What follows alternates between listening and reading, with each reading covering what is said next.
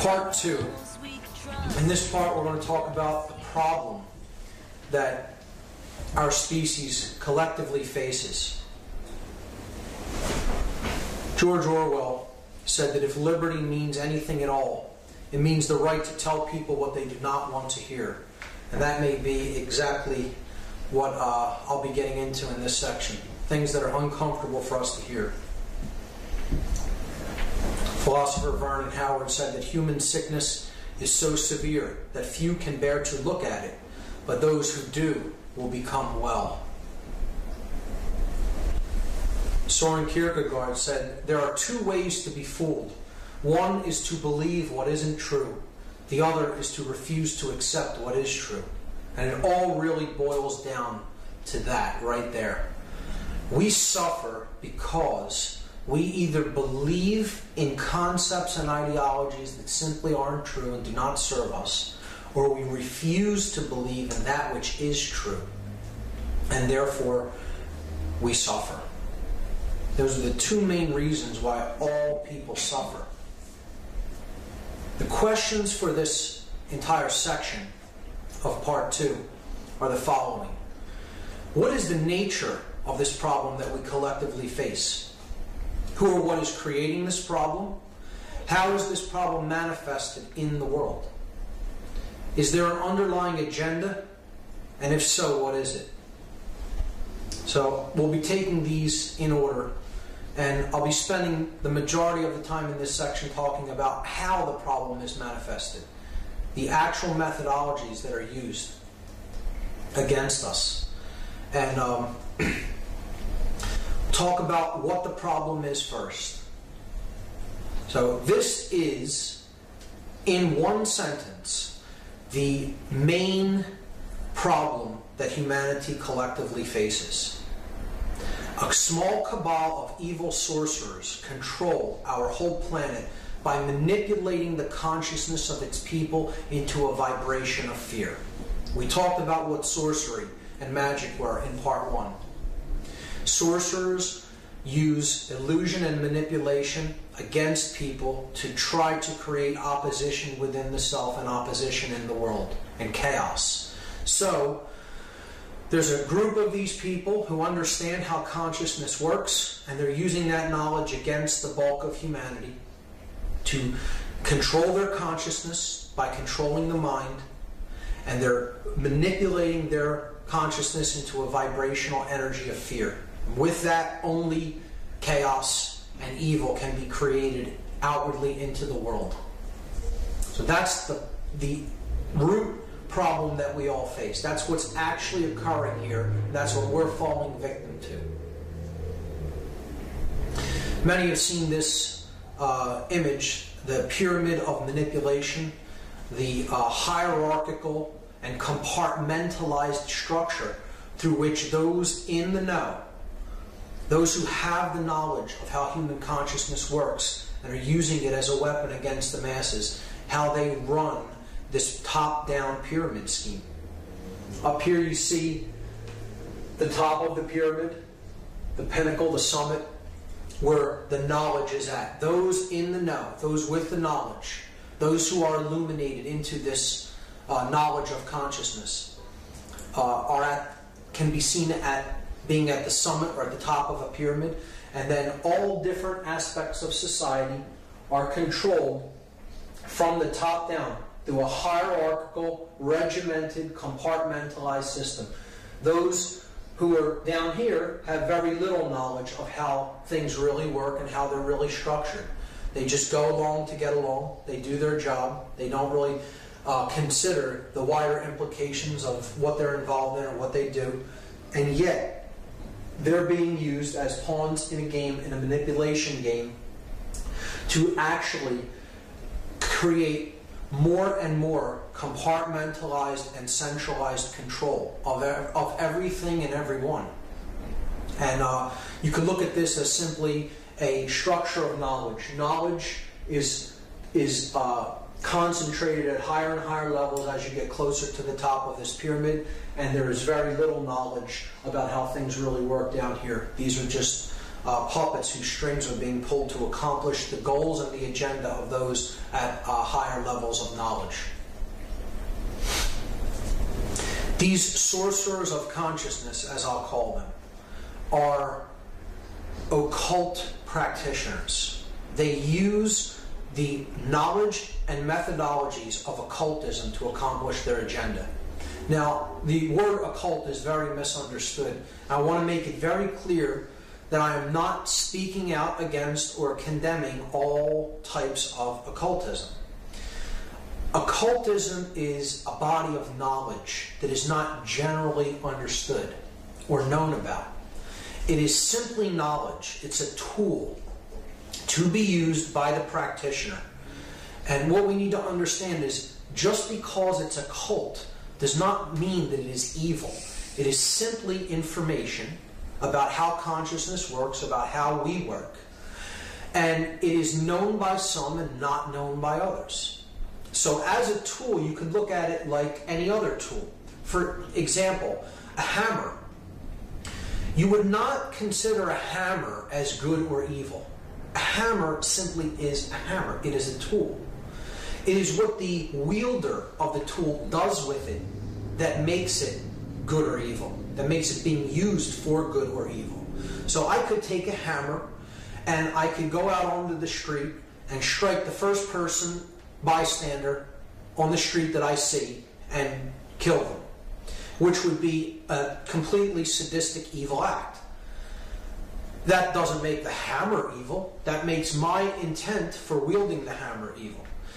I could take that same hammer and go and use it to build a shelter for a homeless individual, and I would have put an act of goodness forward into the world. So it isn't the tool itself, that's good or evil. It's the consciousness of the individual that is wielding the tool. And that's what the occult is. It is simply a tool. It is a body of knowledge. And when we get into the word, you look at the word occult, it comes from the same root as the word ocular, meaning related to the eye or related to vision. And that is exactly what the word occult means. The word occult simply means hidden. That which is hidden from sight, hidden from everyday availability or sight. We cannot perceive it because it is cloaked, it is veiled. That is what occult is. All occultism simply means hidden knowledge. Researcher Judith Moriarty made this statement: the greatest conspiracies are not actually hidden. They are just fragmented into different pieces like a puzzle right before our eyes. So this conspiracy that I'll be talking about, this global hegemony of control, this global manipulation scheme, is right in our face, and we can't see it, most of us. It is just beyond the limits of ordinary perception because it is occult knowledge that most people have very little, if any, awareness of. So it's fragmented into different pieces, but it's right in front of us in plain sight, hidden in plain sight, so to speak. Woodrow Wilson described this manipulation. He said that we have come to be one of the worst ruled, one of the most completely controlled and dominated governments in the world. No longer a government of free opinion, no longer a government by the conviction and vote of the majority, but a government by the opinion and duress of small groups of dominant men. And you would think that an individual like this would understand how the government had come to be structured. This section I'm just going to lay out. I'm not going to go into great detail about how all of these groups are interconnected and related and their histories, because that information is there to be gleaned from a number of researchers who have done intricate, detailed work, made a life's work of understanding these groups and their connections. I'm simply going to lay out an overarching idea of who the hidden occult controllers of this planet are, and give you a general idea of the types of organizations that they work through. So any organization that is globalist in nature, that is working toward a world government, toward greater centralization of power, think tanks that are interconnected and working toward common worldwide goals and worldwide laws. I simply refer to these organizations as globalists because that's what, in fact, they are. Organizations like the United Nations, the G8, G10 family of nations. You have the roundtable think tanks, such as the Council on Foreign Relations, the Trilateral Commission, the Bilderberg Group, the Royal Institute of International Affairs, the Club of Rome, and many others. And the bottom right there you see a collage of different members of an organization known as the Project for the New American Century. These are globalist think tank organizations that are working toward greater power in fewer hands. That's the main thing to keep in mind. Centralization of power and organizations working toward that aim. World politicians are simply puppets for these greater organizations that are trying to centralize power more and more. If they're on a scene level, they are probably not very high up in the hierarchy. They are controlled, and they are simply performing their tasks as they are laid out by their masters, by those who really are pulling the strings behind the scenes.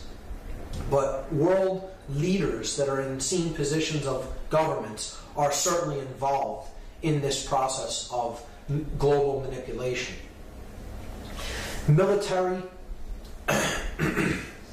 Military leaders, strategists, planners at high levels, very involved in this manipulation.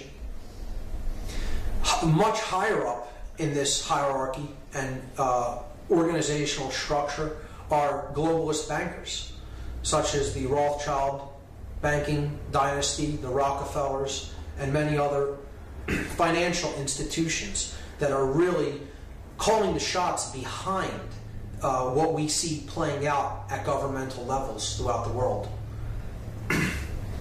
Royal family members of all nations, the royalty of England, Spain, the Netherlands, Saudi Arabia, and many other countries.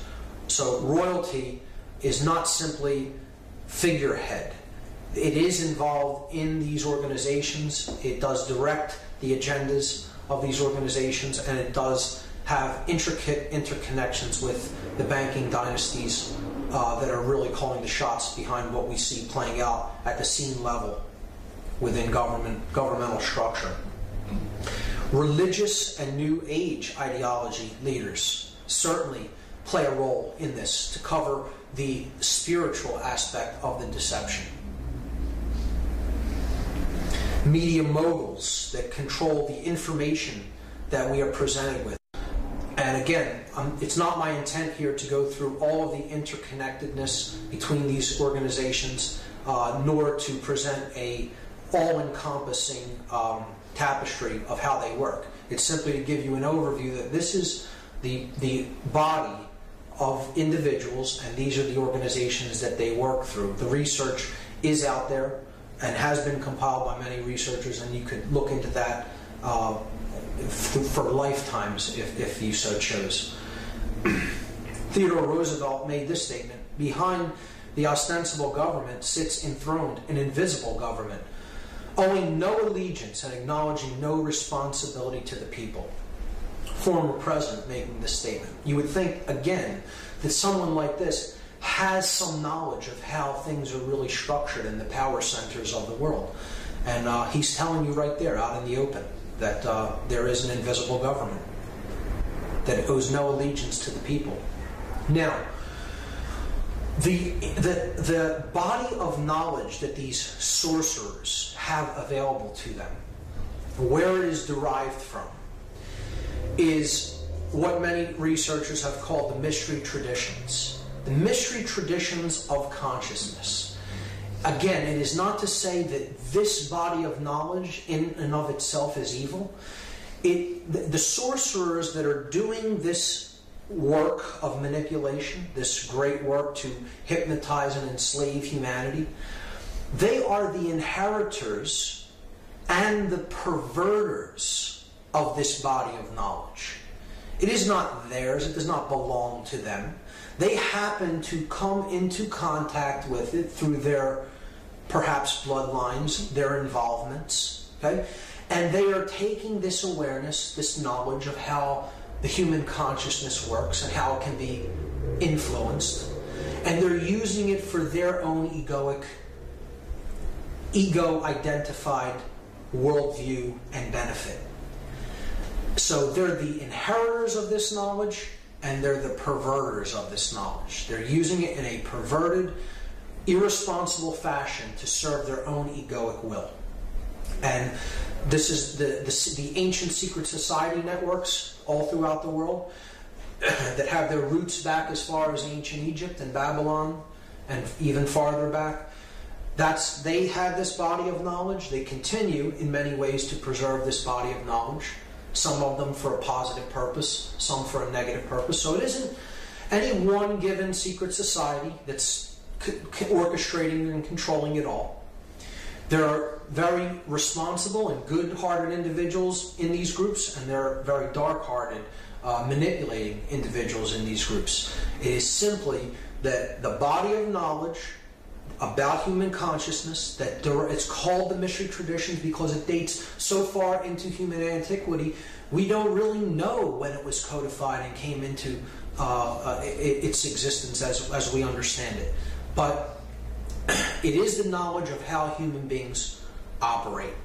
You know, our physiology, our emotional makeup, our psychology, etc. How the human psyche works. And that is who is really controlling the whole game from behind the scenes, are the people who have this information, have had it for thousands of years, and are using it in a completely perverted way to manipulate people for their own egoic benefit. So that's clear. That's crucial to keep in mind, and to keep it clear that, again, it is not the knowledge of the mystery traditions and the mystery traditions themselves that is evil. It is how imbalanced consciousnesses are using that knowledge to control people. So this is one of the structures of secret societies. In this case, it happens to be Freemasonry. You see that it is a compartmentalized, pyramidal structure. Okay? It's hierarchical. So it's a top-down scheme. Higher levels of knowledge in fewer people's hands as you get closer to the top, and then as you get down near the bottom, there's many more people that comprise that group, but they're less in the know than those smaller groups at higher levels. So it's simply a process of compartmentalization and the hierarchical structure of knowledge. So you want to get to this level, you have to play the game to get up to this level, and then you're initiated into that knowledge. And it is my contention that this is the entire reason that this knowledge has been perverted in the way that it has. This is not a democratization of knowledge. This is elitism when it comes to knowledge. This isn't giving knowledge out to everyone freely, regardless of who wishes to have it. The total distribution, the egalitarian distribution of knowledge would have assured that this knowledge never became as perverted as it has become. But instead, because there is this hierarchical and compartmentalized structure within the networks that do have the knowledge of the mystery traditions, this is the reason that we have seen such irresponsible use of that knowledge. Researcher Phil Rockstrode described this process this way, and I think it's a great statement, the authoritarianism inherent to this structure, he's talking about the compartmentalized hierarchical structure, the pyramid structure of secret society networks. This authoritarianism inherent to this structure is antithetical to the concept of the rights and liberties of the individual. Most individuals bound by secrecy-prone hierarchical values will, over time, lose the ability to display free thinking, engage in civic discourse, and even be able to envisage the notion of freedom. And that's what it is really all about. See, you put people into this idea that there is always someone beneath you and always someone above you, and the idea of freedom slowly goes out the door with that regimented, compartmentalized, and hierarchical worldview. And that is why, very much like this pyramid of manipulation diagram, secret societies have also fallen into that way of looking at the world, and power being concentrated into fewer and fewer hands, and that knowledge being used ultimately in an irresponsible way by those who have it. So I'm going to talk about two groups of people. I'm going to talk about the people at the bottom of this pyramid and the people at the top, but not so much those at the top. There's a level even above the top of that pyramid, which I'll briefly talk about. But I want to talk about the people at the bottom of this pyramid, those who really aren't in the know, those who really are suppressed by this manipulation that's at work.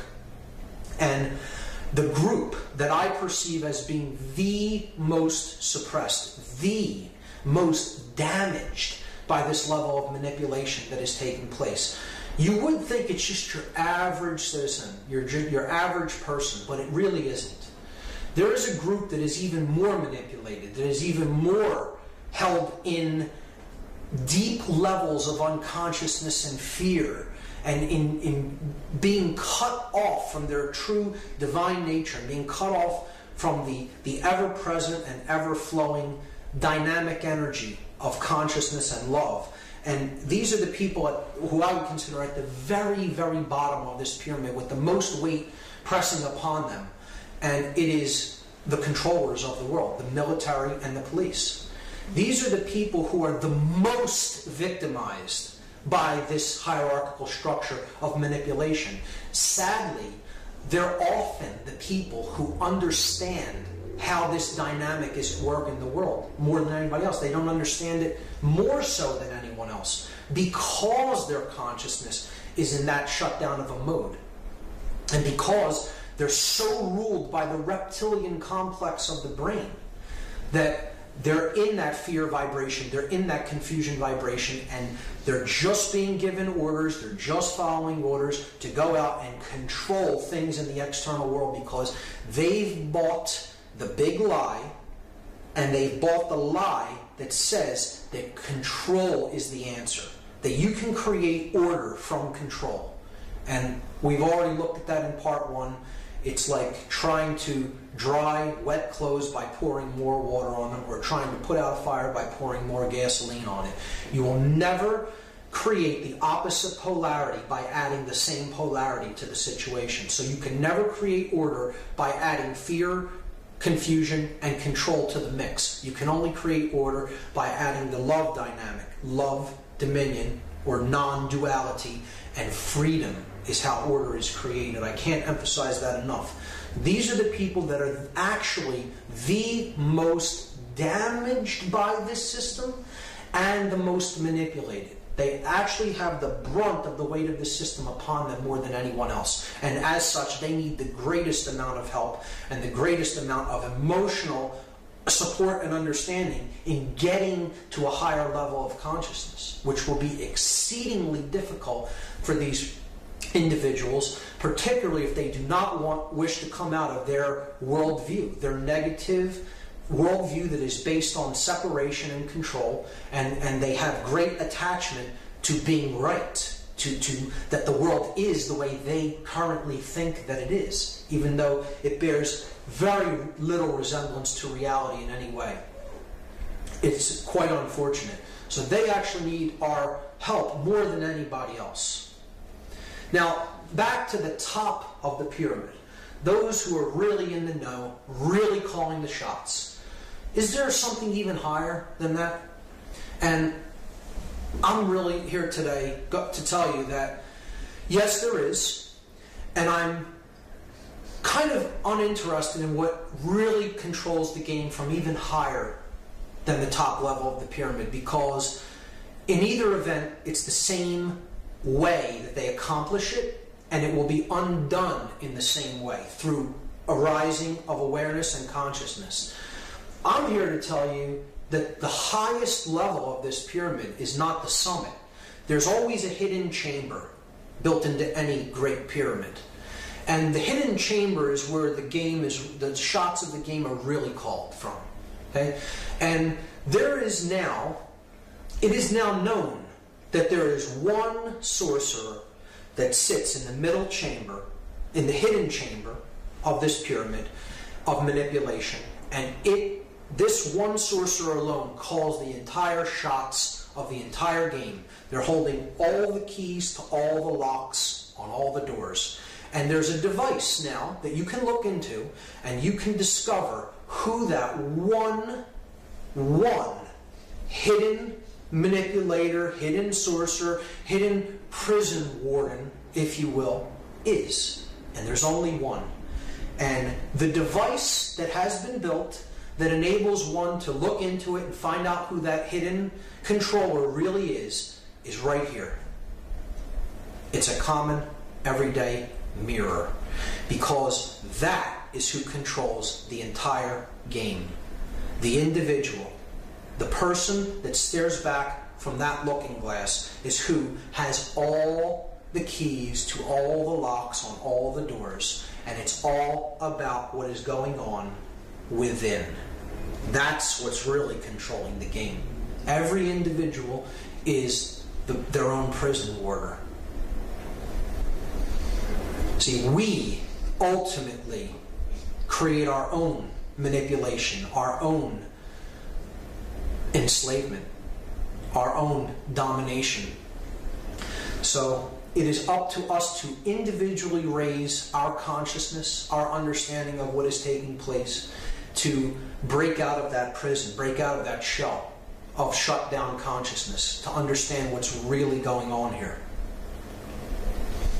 And of course, if we look at the levels of consciousness as they manifest in the physical world, we understand that there's one way that manipulators, people who are attempting to manipulate consciousness so that they come out on top and other people suffer as a result, they have to attack really one aspect of the individual. And it's ultimately all about mind control. Because if we look at this structure, spirit, mind, and body, this level is the physical world level. Above that, linked with it, is the mind. And above that is spirit, is all-encompassing pure being, pure consciousness. If you're going to have a true connection in your physical manifestation to the spirit, that connection is this layer, the mind layer. Okay? So if the mind is in good health, if the mind is in balance, if the mind is not under manipulation and control, there will be a powerful connection between body and spirit. If it is not in good state, if it is in disarray, if you do not understand the nature of the mind and the nature of your own psyche and psychological makeup, then it is very easy to sever this connection between body and spirit once the mind is under control, externally controlled. So you look at it this way. The body could be seen as the male principle, the blade, or the yang energy. Conversely, the spirit is the opposite aspect, the opposite essence. It is that which is not physical. It's the yin, or the feminine aspect. See, the body rises up to meet the spirit, and the spirit descends to meet the body. So they meet at this realm. This is where body and spirit meet, and they mingle in the realm of mind. So the blade and the chalice combined could be seen to represent mind, and it's a symbol that we've all seen. It's the Star of David, or the Seal of Solomon, as it has been called. It's the seal of body and spirit coming together at the layer of mind. And it is the solar energy combined with the lunar energy to create Sol and Mon, sun and moon, the seal of Solomon. So keep in mind, that is the whole dynamic that sorcerers are after. They want to control this level. So this level would be very difficult to control physically. You would need a lot of physical force to get it done. You control this level, people will police themselves. They will mind control themselves, essentially, through public opinion and through indoctrination down to generation upon generation. The control that they're after is in this level, and if they control the mind, they de-link the body from the spirit. And that's the whole game that they're after. That's the whole thing that they want to perpetrate. Mind control. So this whole next section of the presentation is going to be about methodologies of mind control, consciousness control, how to control what you think, how you feel, and how you act.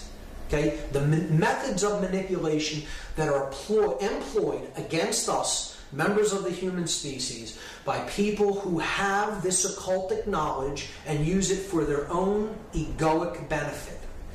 I call this the methods of manipulation, and as many researchers have called it, particularly Michael Tessarian has termed this the war on you, because it's the only real war that's being waged out there.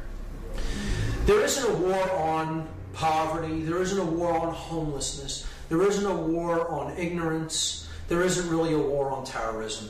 There is only a war on you and your consciousness. That's what the real war that's being waged on Earth is really being waged upon. It's the war on your consciousness, on your mind. So we're going to look at the methods of manipulation. And they're very varied in their attack pattern. They're very, it's multi-tiered. Okay? It's very spread out and throughout all different areas of life, these methods of manipulation. So it's a multi-tiered attack on our consciousness. And I've chosen 14 of what I consider the most prominent methods of manipulation to go through in the presentation. And I've chosen 14 as a symbolic number, which we'll get into later and you'll understand why. But here's what the methods of manipulation are that are used against us. Obfuscation, worldview poisoning, the exploitation of primal fears, the divide and conquer technique, indoctrination through what we call the education system, controlled opposition, the financial system, the monetary system, the control of mass media and information, food and medicine, in quotes, the illusion of time, the denial, hassle, ridicule factor, what I coined the DHR factor, religion, specifically religion as binding, which we will get into, the use of symbolism in a mentally subversive way, in a mentally subversive fashion, and what I call chaos sorcery, what other researchers have called the problem, reaction, solution method, or the Hegelian dialectic. So I'll be taking the first 11 of them up to the DHR factor. It will be a small analysis of each one. But then for the last three, religion, symbolism and chaos sorcery, I consider those the real heavy guns of the war, so to speak. They're the real weapons, the big three of the weapons, and I'll be taking those at length. I'll be going through those specifically. So that will take up the bulk of part 2. So I'll begin with obfuscation. This is the first method of manipulation that the mind control sorcerers use against the human population. So obfuscation kind of looks like this. You see an elaborate, ornate mask here. If you saw that coming at you, you might not be so worried about it. It seems like an ornamental style. This is how something has to be packaged to us. It has to look ornate. It has to look pretty. It has to be packaged and presented to us in a nice way. But if we really saw what lays underneath, if we really saw what was truly coming at us, which is this, we would want to go in the opposite direction. So see, it always has to wear a mask. It has to be sold to us as something other than what it really is, so that people think it's something else. That's what obfuscation really is. And I'm going to just briefly go over what are the things that are obfuscated. How do they use obfuscation to control us mentally? Well, the sorcerers want to obfuscate simplicity with complexity.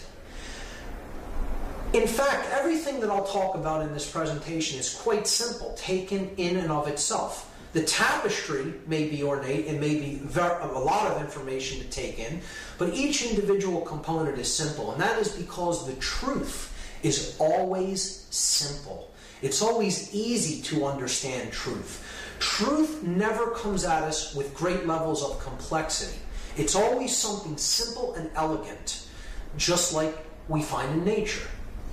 So if a controller can get you to think that discovering the truth is way too complex for you to ever look into it, they'll push you off the path because you'll say, I'm not even going to bother. It's too complex. I wouldn't possibly be able to understand it, so I'm not even going to bother to try. Okay, so that's obfuscation of simplicity with complexity. Controllers obfuscate principles with laws. Principles are based in conscience of doing the right thing because one has consciously recognized it as the right thing. Law is that which strives to create obedience based on a dynamic of fear of punishment. You're codifying something and saying you must conform to this, you must comply to this, not because you have recognized it as such, as being true and as being the right thing to do, but because in fact you will be punished by someone if you do not conform to this or comply to it. And that modality of consciousness is based in fear. Law is based ultimately in fear consciousness, whereas principles are based in the recognition of truth and having conscience be born within an individual. And as such, that consciousness is based in love, embodied in a man like Gandhi, a man of principle. So the next thing that they obfuscate is dominion with fear of punishment. So this is a person who rules the kingdom of the self. They've activated the energy within them. They have united the male and female polarities, the yin and the yang, and they have raised their consciousness to a vibration of the solar mind, to the love energy dwelling within them. And they don't take actions because they fear the punishment if they don't do or do not take a certain action. They take an action because they themselves understand and have recognized that that action exists in harmony with natural law, with the natural order of the universe, with the truth. It resonates in truth. And that individual has made that recognition according to their own will and their own consciousness, not because they fear punishment. Taking Taking an action or not taking an action because you fear punishment is the lowest level of consciousness that you can take or not take any action. You're taking it out of a vibratory energy of fear as opposed to a level of understanding that is born in love and conscience and consciousness. So you cannot take an action based on fear of punishment and expect there to be order and peace and good things in the world.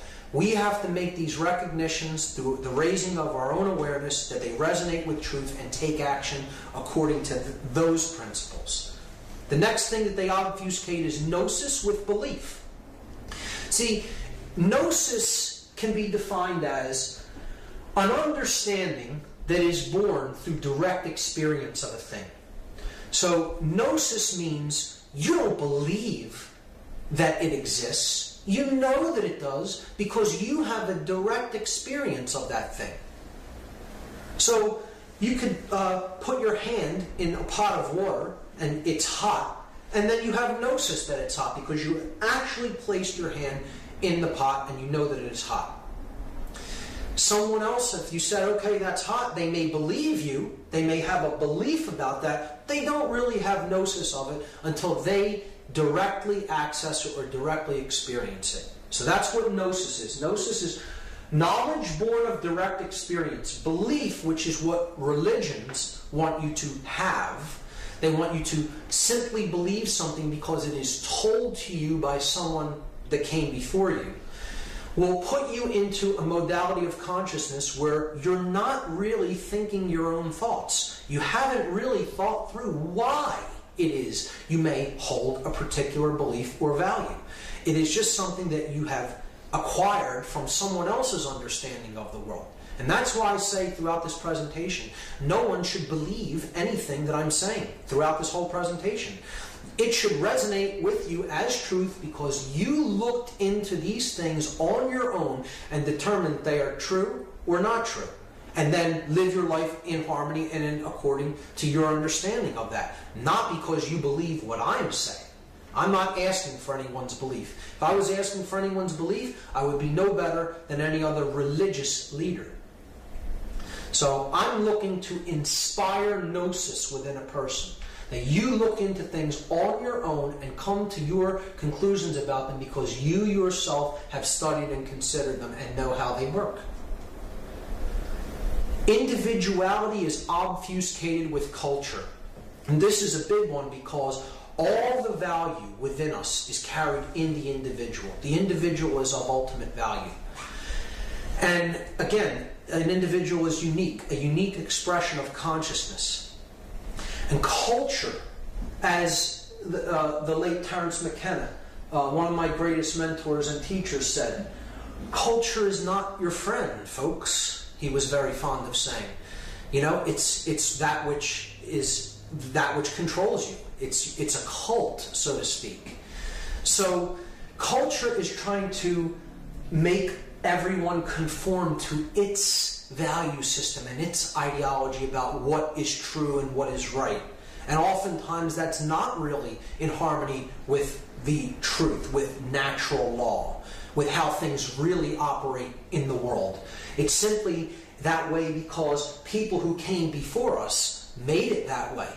And we're just going along with it. We don't know whether it's actually right or getting anything really of great value and something that can lead to our actual fulfillment out of it. We're just going along with it because others before us did it, and we're expected to take up that mantle and do the same thing in culture. So it's a self-perpetuating, institutionalized belief system. It's an institutional paradigm, a way of looking at the world. And that's what they try to tell you your individual identity is. It's a member of culture. Well, that isn't what your individual identity is.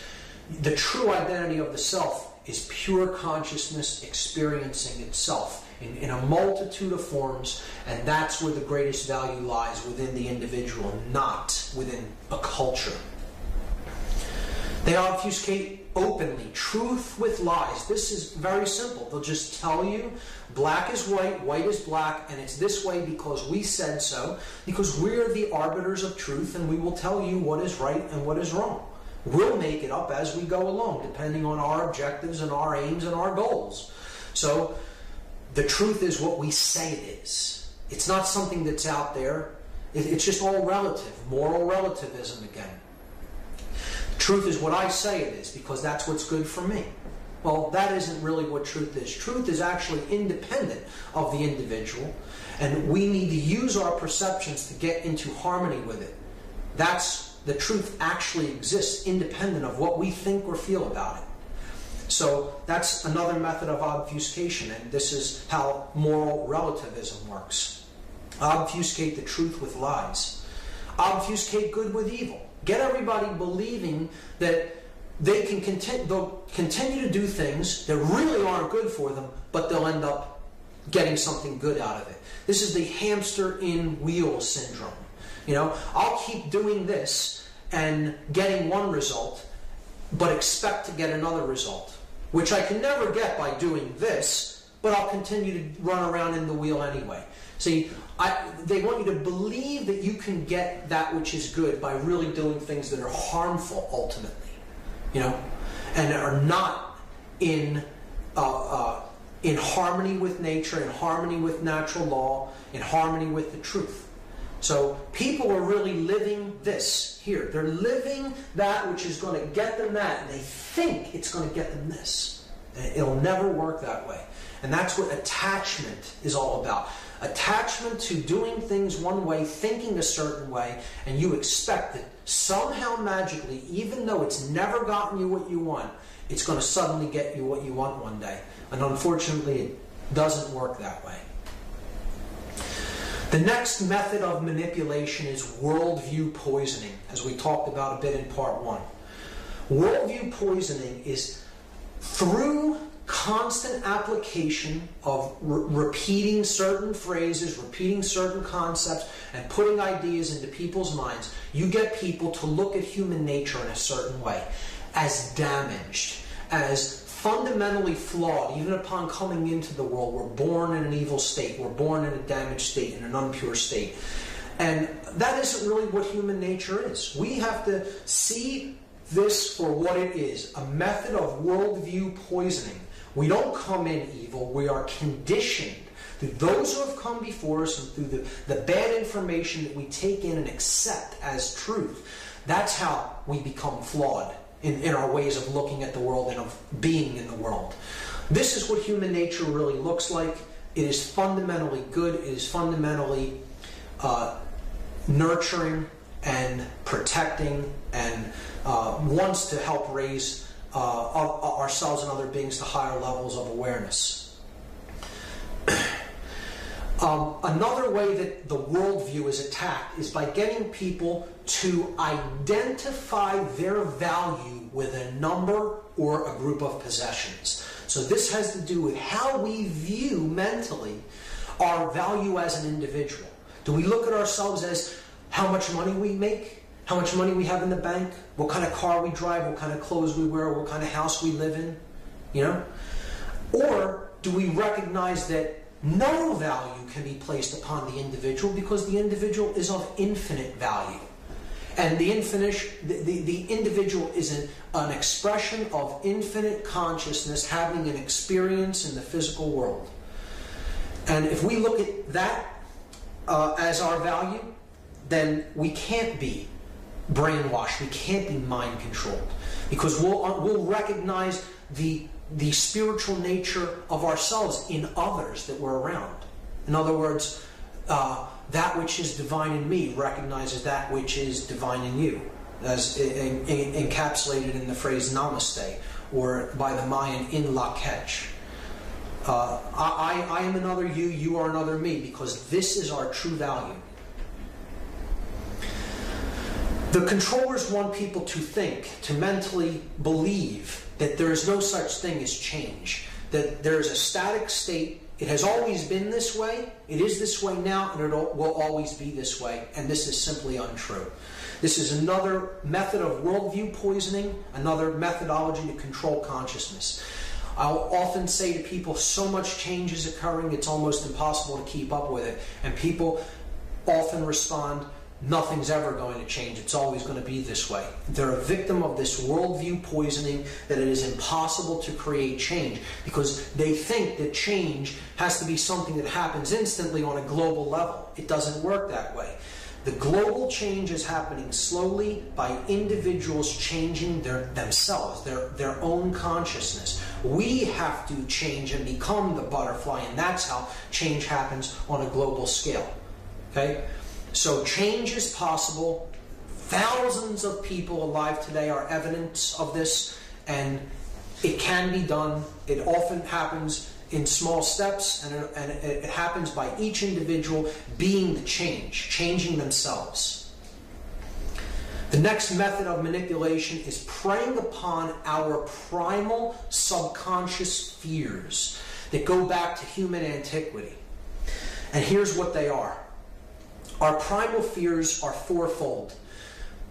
The fears that are the deepest rooted in the subconscious mind are the fears of darkness, the fears of predators, the fear of abandonment, and the fear of chaos.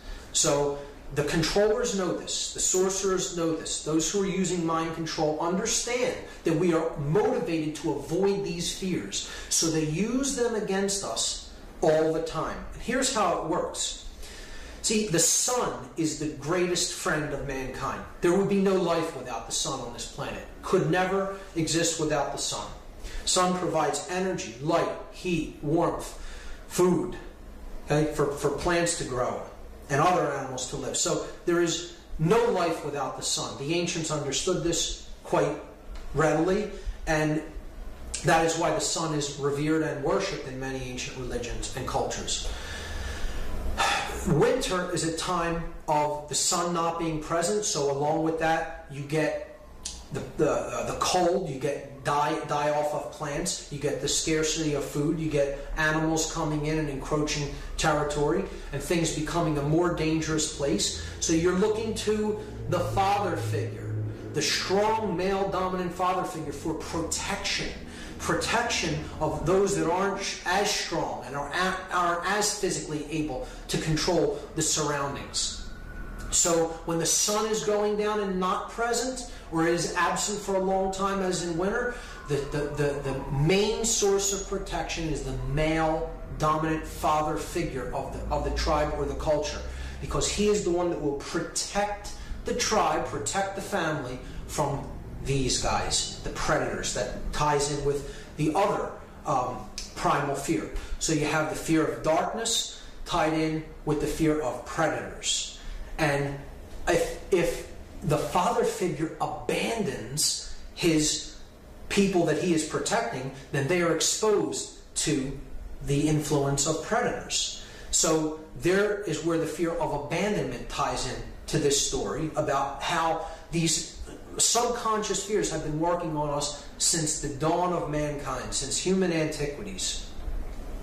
And when we get into that situation where there may be predators around us, the first thing we're going to cry out for is do something about it.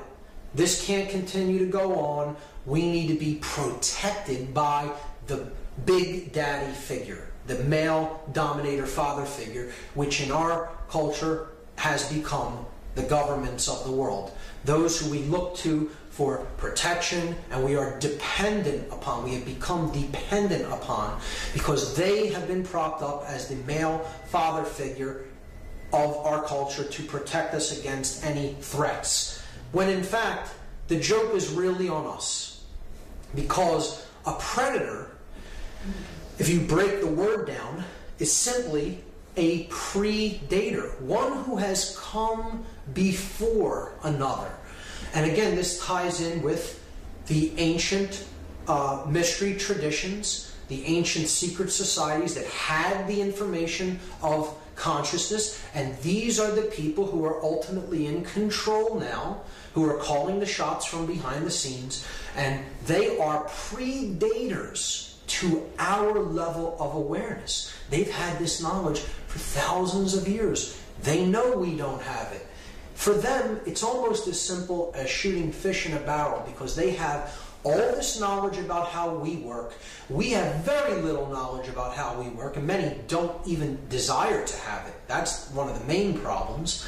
And they have become the predators, our predators. They're telling us that they're going to prop themselves up as our protectors, but in fact, because of the levels of knowledge they have and how they're using it against us, they're actually our predators, our predators. The next method of manipulation is the technique known as divide and conquer. So I have here an image of Caesar, who used this in the Roman Empire to conquer lands that he absorbed into the Roman Empire. For example, when Caesar was attempting to conquer Gaul, he would have sub-regiments of his army attack certain towns in the region Gaul, which we now call France, to create conflicts between neighboring tribes. He would blame it on, have them blame it on another tribe, and then he would watch the chaos ensue and watch them fight amongst each other. While he was sitting back, his armies had lots of rations, lots of supplies, were well rested. When all the fighting was done and their forces were weakened, he would send his legions in and annihilate the enemy with minimal losses. The divide and conquer strategy. Get people fighting amongst themselves so they do not have any reserves or strength for fighting the real enemy that's keeping them all down. And they divide us on whatever principles they can, whatever ways we can possibly see ourselves as separate. They use the divide and conquer through sex, male and female, through race, any differences in race, region of the world, ethnicity, through age, young and old, through religion. I'm Christian, I'm Islamic, I'm Jewish. Through class, the rich and the poor. Through politics, Republican versus Democrat, conservative versus labor. You look at nationality, the United States versus Mexico, Canada versus the United States, France versus England. You know, any ways that you can get people to see themselves as separate, you're reinforcing this method of manipulation and mind control, because people are easier to control and dominate if they are warring amongst each other. The indoctrination system that we laughingly call education in the Western culture.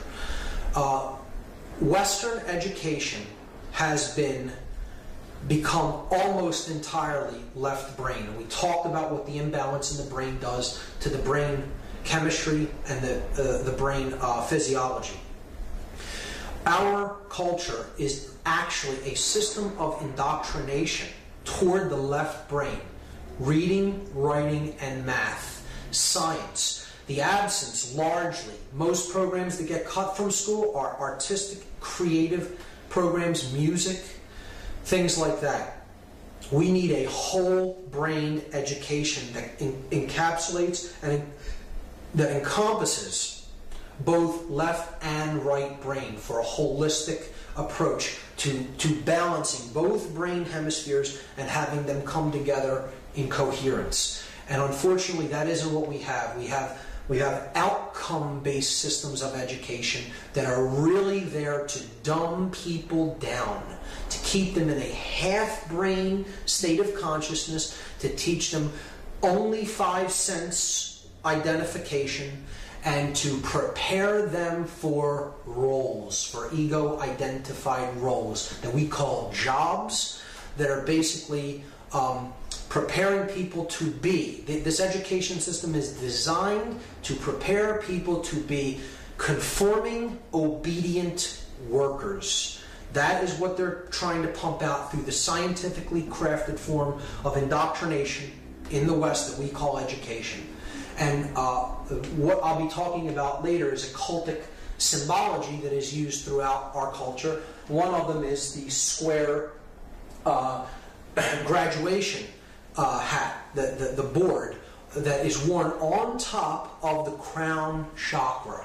This is a highly subversive symbol because the square has always represented base consciousness. The square, in particularly Freemasonic symbology, represents base consciousness or the checkered life of mankind.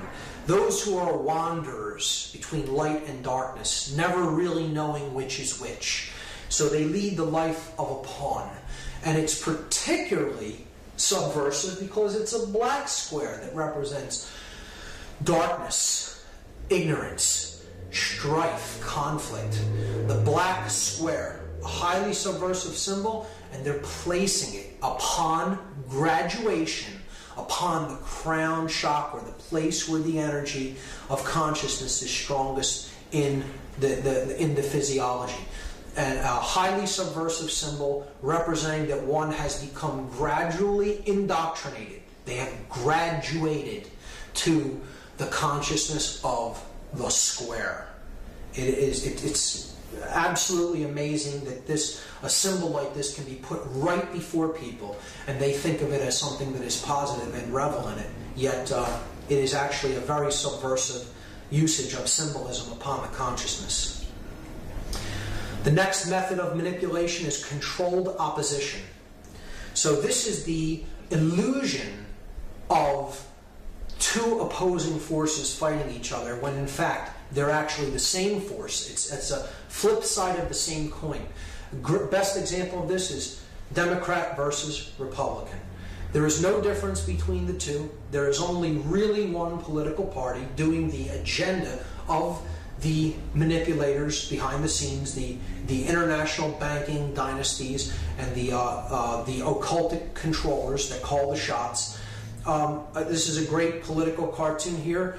The two-party illusion is the first aspect of this controlled opposition. Again, no difference between Republican and Democrat. They're two wings of the same bird. Vote all you want. The flight plan does not change. The body, they're both connected to the same body and they're flying to the same place. And if you need any clearer example of this, look to the 2004 election scam, the election fraud between John Kerry and George Bush, because they're both members of the elite order of the Skull and Bones, Yale fraternal order, based on a dark sect of Freemasonry, what I would call a rogue lodge, and it is the order of death. It is that which worships the force that brings chaos, because they are the chaos magicians. They are the chaos sorcerers. They are bred to be these left brain dominant controllers and manipulators that use occultic ideologies against people to manipulate them. And these two men are both orders of members of the same fraternal brotherhood of Yale University, the Skull and Bones. A bit about the symbology of the skull and the bones. The skull is where thought takes place. The bones, the crossbones, are what we use to perform action. But you'll notice that there is a lost mode of consciousness here. There is thought and action, but no emotion. The sacred feminine is removed from the equation because the sorcerers of consciousness are those who use their intelligence and their will to act, but have no emotion. So they are the skull and the bones. They don't care about the consequences of their actions in the external world and what their actions do to others. They're only using their egoic will, the bones, and their cleverness, the left brain consciousness, the left brain aspect of human thought with no connection to the wisdom or the nurturing or the intuition of the right brain, to do whatever they want to do their egoic will. The flip side of this controlled opposition is the New Age movement. And this may somewhat upset some people who are into New Age ideologies. I don't think all New Age movement ideologies are bad or negative or shouldn't be looked into. I certainly think they should be looked into. I think meditating in the proper context is a great form of experiencing pure awareness. However, I think that the New Age movement is largely co-opted, and it is being used as something to get people never to look at the negative. To say, don't look at that. That's negative. You're being negative by saying that people are being manipulated. Speak no evil, see no evil, hear no evil. And that ideology isn't going to get you anywhere. That's not going to get you closer to the understanding of why things are the way they are. That's an ostrich with his head in the sand syndrome, as far as I'm concerned. So the New Age movement can imbalance people toward the right brain if they're not careful, and they keep going into these ideologies that says there's no such thing as anything negative. Don't look into any of the negative. It really isn't going to get us anywhere in understanding why things are the way that they are and how they got that way. We need to confront the negative, not be totally absorbed by it or to completely get lost in it, but we need to look into it, confront the dark recesses of the psyche and the origins of the human ego and the human attachment to the physical world, to understand why evil has come into manifestation to the extent that it has in our world.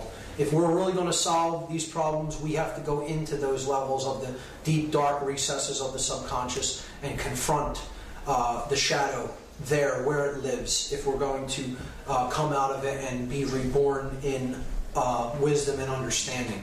So that is controlled opposition. The next method of manipulation is one of the biggest, and it's one of the hardest to transcend and rise above because of how ingrained the belief in the financial system is in our world. So the financial system is basically a system of enslavement, and it is based on the principles of fiat currency and debt, which we will talk about. One of the originators of the Rothschild banking dynasty, Meyer Rothschild, made this statement: "Permit me to issue and control the money of a nation, and I care not who makes its laws." Because he knew that all you really had to do to take control of the direction of a nation is to control how its monetary system works and control the way that the money is printed, the interest rates, to charge interest on it, and to control the amount of money in circulation. And what we have in effect today as our monetary system is a system of fiat currency. Fiat is a Latin word which means so be it, let it be.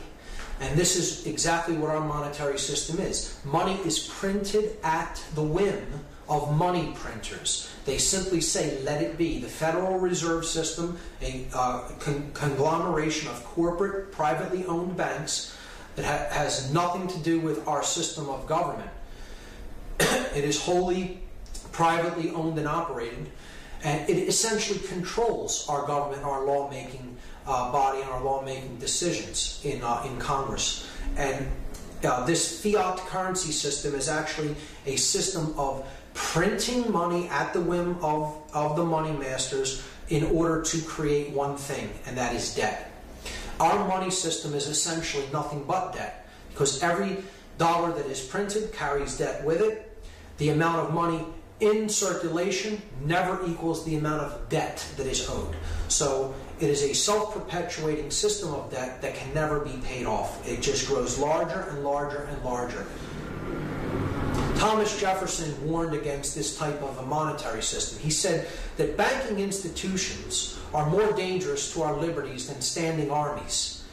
If the American people ever allow private banks to control the issue of their currency, the banks and corporations that will grow up around the banks will deprive the people of all property until their children wake up homeless on the continent their fathers occupied. He understood it perfectly. He warned us against this practice of fiat currency and giving too much power and sovereignty to corporate banking institutions. The next method of the financial system is taxation.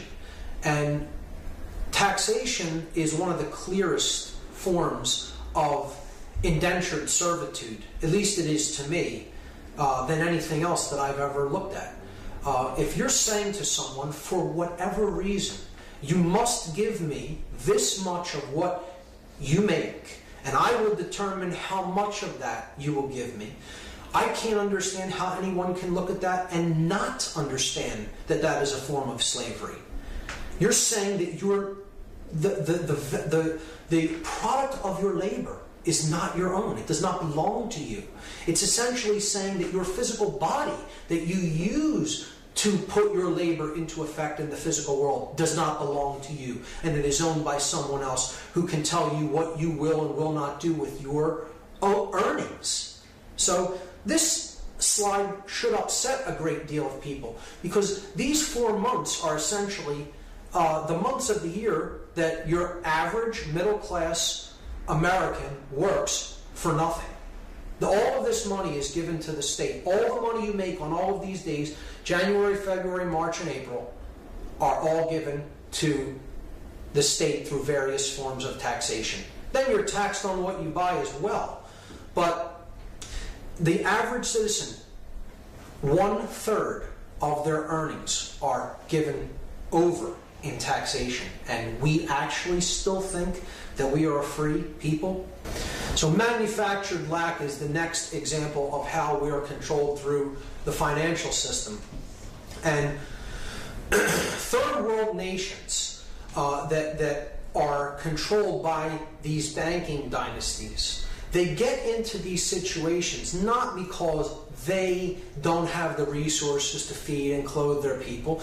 It is because their leaders have gotten into debt contracts with foreign banking institutions, and then when they squander those loans for, they go to countries that they know that they can manipulate their leaders. When those loans are squandered and they really can't pay back the interest or even the principal on those loans, they come in and say, well, we'll forgive some of this debt if you let us use your land for certain things that we want to build and ship out. And they get into shipping, growing cash crops on their land and shipping them out, exporting them to then buy and import goods into their country that really they don't really need from other countries that they could grow on their own land.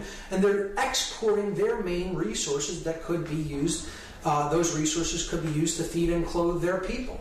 And that's how lack and third world debt actually works. There's many documentaries about this that you could check into, but the world has enough resources to feed and clothe every single living being on this planet, many times over. And the idea that these nations could not feed their own people is ludicrous. The reason that this is happening is because they are extremely put under hardship of debt to international banking institutions like the IMF and the World Bank. The other aspect of the financial system that really goes to work on our consciousness is that people come to be seen and to see themselves as human resources, not as individuals, but as a resource to be used as the corporate structure wants to use us.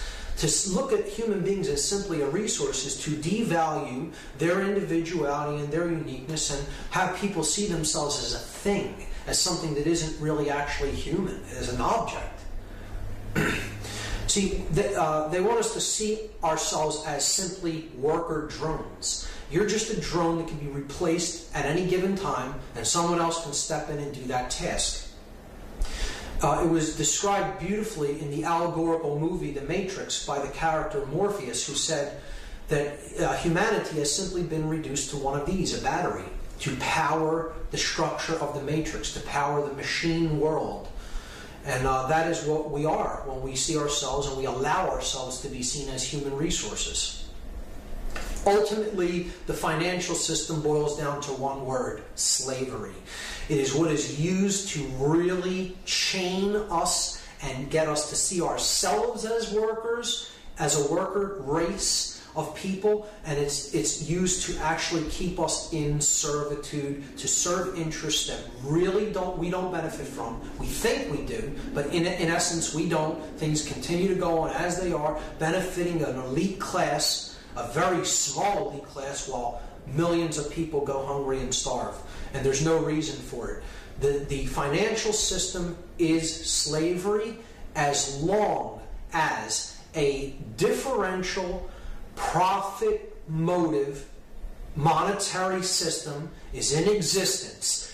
Human beings will live under slavery. Until we recognize that there are only people and resources on this planet, and we use our power of will to properly distribute the resources to the people as they need them and as we wisely use them, and not in destruction of the earth, looking at the earth as something that we own, but something that we are ourselves a part of, and we use and manage these resources efficiently. Until we do that and get away from a profit motive differential source of seeing money, seeing goods, okay, and services, there will be human slavery. And I will go so far as to say that is exactly as it should be. Everything is now exactly as it should be.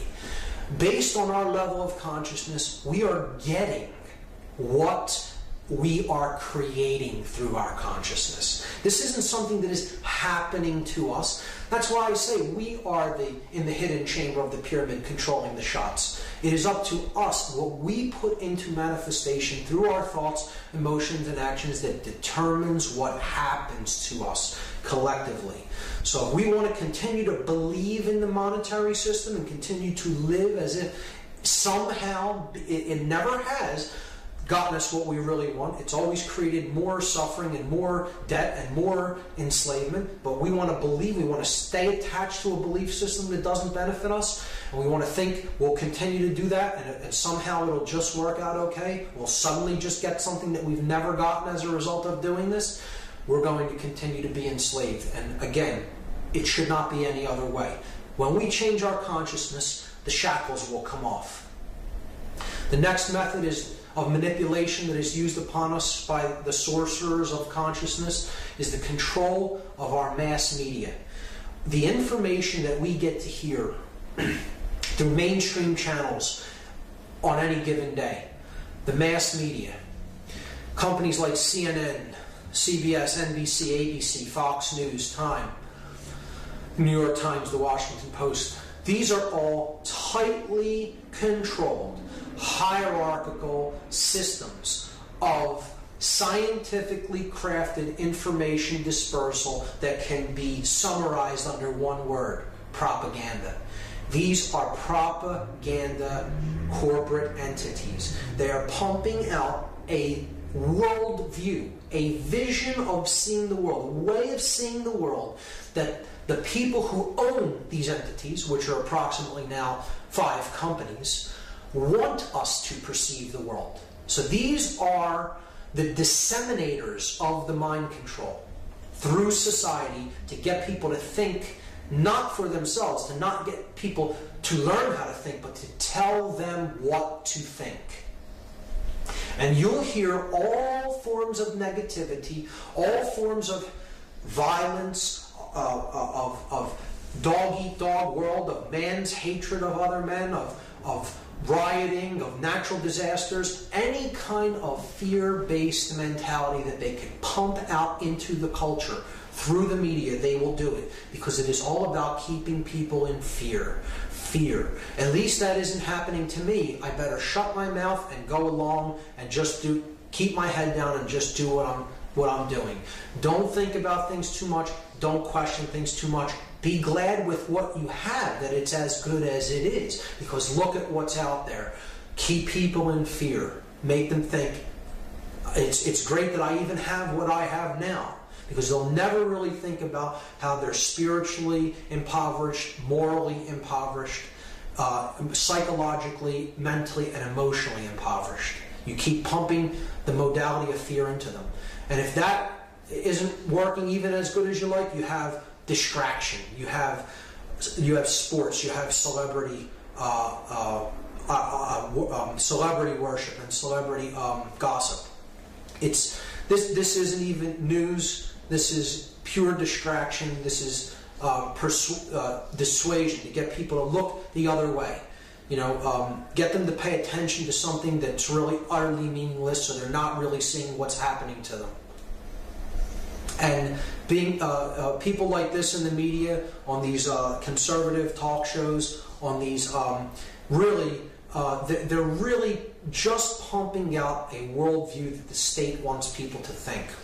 And essentially, all these talking heads really are parrots. They are parroting an official version, an official worldview, an official storyline, the movie, as the researcher David Icke calls it, to get people to see this version and this vision of the world, but never really think about it in their own terms and with their own mind.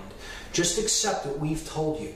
We're the repeaters. We got it from our higher-ups, and we're just reading it. We have news readers, yellow journalists, news readers for the state in this country. We don't have a free press. We have a tightly controlled press that are news readers. They're parrots for the official state propaganda. Unfortunately, that's what we have in the mainstream media. This is changing through the alternative media, however, which I'll talk about in part 3. Adolf Hitler understood how important the control of the media was. He said, through clever and constant application of propaganda, people can be made to see paradise as hell, and also the other way around, to consider the most wretched sort of life as paradise. Because that's what the media is there for, to keep people asleep and to keep people afraid, in fear consciousness, so that we are a sheep looking up to Big Daddy for protection. That's what it is designed, scientifically designed to do to the consciousness. Food and medicine is a very important method of manipulation. They're in quotes here because they're anything but foods or medicines. They're actually poisons. We're being poisoned at the level of what we take into our body through our foods. Foods are sprayed with pesticides. There are chemical fertilizers in the soils that they're grown. They're genetically modified foods that are causing all kinds of health problems and not giving us the nutrients that we need in our diet. The fast food and sugar and carb-based diet that we see in fast food chains throughout the United States, and through the chemical processed foods that are being pumped into our supermarkets. Factory farming systems, too, in which animals go through absolutely incredible amounts of suffering and are treated in horrifically inhumane ways, and then we're consuming that energy. So many different aspects of food. What's coming up with Codex Alimentarius to make nutritional supplements, drugs, and then to more tightly control them. Could do a whole presentation in and of itself in what is going on in our food. But the flip side of all the negative things that are taking place with what is being pumped into us through the Western diet is the unnecessary application of medications and surgery. The Western medical view of the world, that the body is simply a machine, is a horribly left-brained approach to holistic wellness, to health. And they want us to see ourselves as needing their solutions for well-being, like drugs, like pharmaceuticals. Pharmaceuticals aren't what create health. Health is created on a number of different levels through how we think, what we put into our body, what we pay attention to, how we react to stressful situations. It is not created by pharmaceuticals. These are treatment of the symptoms, not addressing the root causes of dis-ease. So the medical community simply wants to keep this going by selling us unnecessary drugs and surgery because that is their product. They are in operation as long as they are selling us drugs and surgery. Most individuals in these jobs don't really, down deep, want to create wellness. They want people, at the highest levels, they want people sick. It's knowingly put into effect. They want people sick because that's how they stay in business. by having sick people. They gauge their success by how many people are ill and that we're treating. That's not a measure of success. Measure of success in any kind of true medicinal field would be how many people are well and don't need to be treated because they're in good health. So HMOs propagate this because they're just about profits, and they're not really out there to help people. They're out there to make as much profit as possible. They're answerable to their shareholders for profit above all else. The medical community goes along with this because they want to stay in operation and have an ever-flowing clientele and sell people unnecessary drugs and surgery. Vaccinations are a part of this, often a deadly cocktail of chemicals. Who knows what are in some of them? Not as much research as needs to be done has been done on a lot of these vaccinations, and you're seeing all kinds of unforeseen side effects through the vaccination of our children.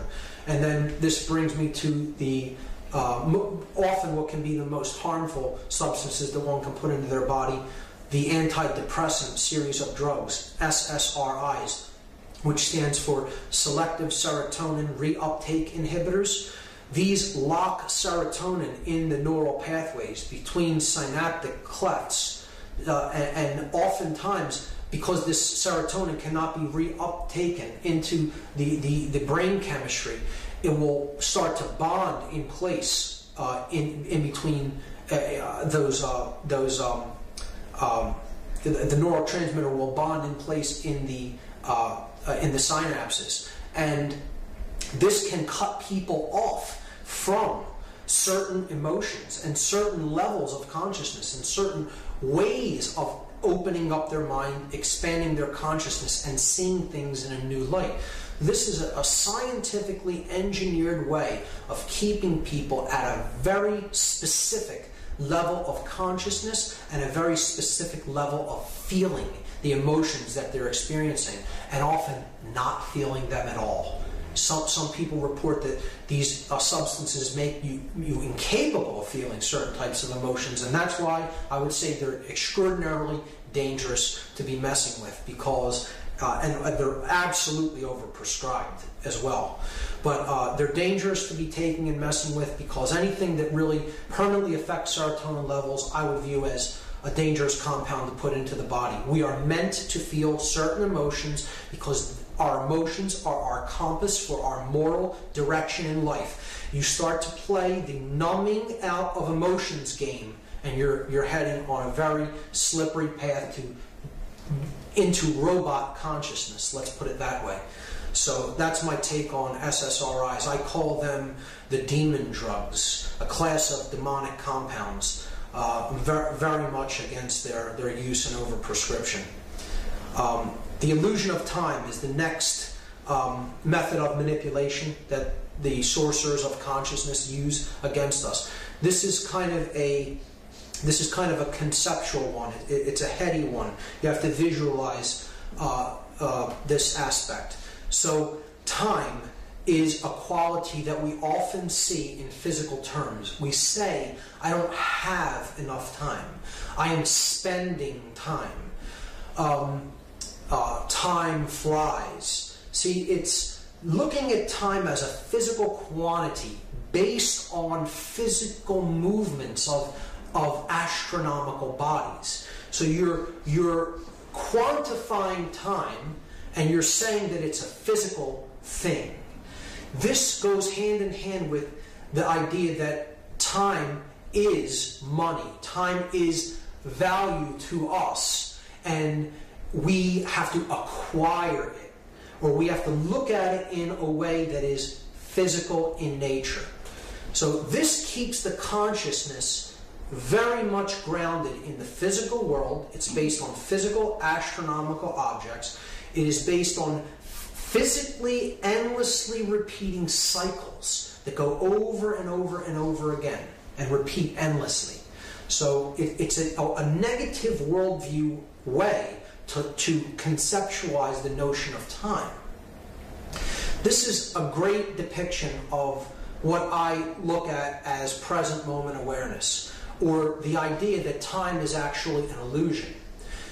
Because if you can get somebody time identified, they'll not take the time to look into certain events. They're wound up in the events that go on in their life, and it's an endlessly repeating cycle of events over and over and over again.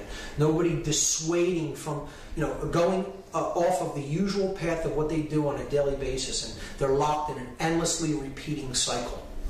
This is a depiction of the Gnostic crucifixion, where it's a symbol. This is a symbol about time, in effect. If you look at Jesus as the Savior, the light of the world, the one who is the Redeemer of consciousness, okay? Not saying that I necessarily believe in the man Jesus in that realm. We're looking at this as a symbol. He is crucified at Golgotha, a Greek word which means the place of the skull. So the light of the world, the awakened consciousness, the Savior of the world, our consciousness that is born in the prefrontal neocortex of the brain, that the third eye, so to speak, the light, right, is crucified. He's put to death at the place of the skull. This means that the light of the world can be put to death in the mind through psychologically being identified with time. So psychological time is represented by the two thieves that the light of the world is crucified among. This is the thief of the past. He robs from the present moment awareness. What is happening now? What we're experiencing now at this moment. The present moment. The gift moment. This thief is the future. He also robs from the present moment. So if you can keep people's consciousness identified with time, they are always either in regret over the past or in anxiety over the future. They're never really rooted or grounded in the present moment, the gift of consciousness, the light of the world, understanding what's going on within you now and around you at any given time. True present moment awareness. We'll talk about that more in part 3. The last method of manipulation before I get to the big 3 is the denial, hassle, and ridicule factor. So this is threefold. The first one is denial. Again, the ostrich with his head in the sand. Don't look at these things. They're all negative. Why would you bother spending your time analyzing the negativity that's going on? Well, because if you don't understand the problem, you're not going to make an accurate diagnosis. You need to look at the negative so you can make a diagnosis. Dia in Latin means, or in Greek means through, and gnosis means knowledge. A diagnosis happens through knowledge. And if it means looking at the negative, what's the underlying cause of the symptom you're experiencing, you need to do it. You cannot continue to exist in denial that these things are taking place. This is a serious psychological condition known as cognitive dissonance. It's simply seeing with your own eyes the negativity that's going on in the world and yet still saying it isn't that way. No, I deny that it is that way. It isn't how I see it happening before my own eyes, but I still choose to believe that it isn't so. That's cognitive dissonance. That's serious. It's a serious psychological condition of denial. Hassle is the second factor of the DHR factor, denial, hassle, ridicule. I don't want to start speaking out against this stuff because I'm afraid of all the hassle that I'll have to go through by people who don't want to hear this message. It may even be the truth, but I'm not going to bother speaking it because I'll have to go through too much hassle and endure too many unpleasantries. Well, that also won't get you any change. That will also keep you controlled. It will keep you actually enslaved. You will not really make any changes for the better in your life and actually work toward true freedom and true peace, prosperity, or order if you stay in the modality of the hassle-free zone. And the third, of course, is ridicule. I don't want to talk about these things because not many people know about them or understand them, so I'll be seen as the guy in the tinfoil hat, the weird guy who, talks about strange things that people can't really understand or comprehend and don't know about or want to know about, so I'll just shut my mouth and not say anything.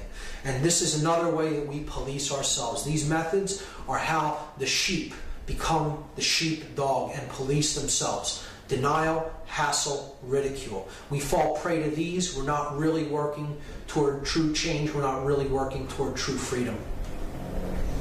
So now I'll start to discuss the big three heavy guns of manipulation. And the last part of this part one, part A of the problem, part two, okay, is religion.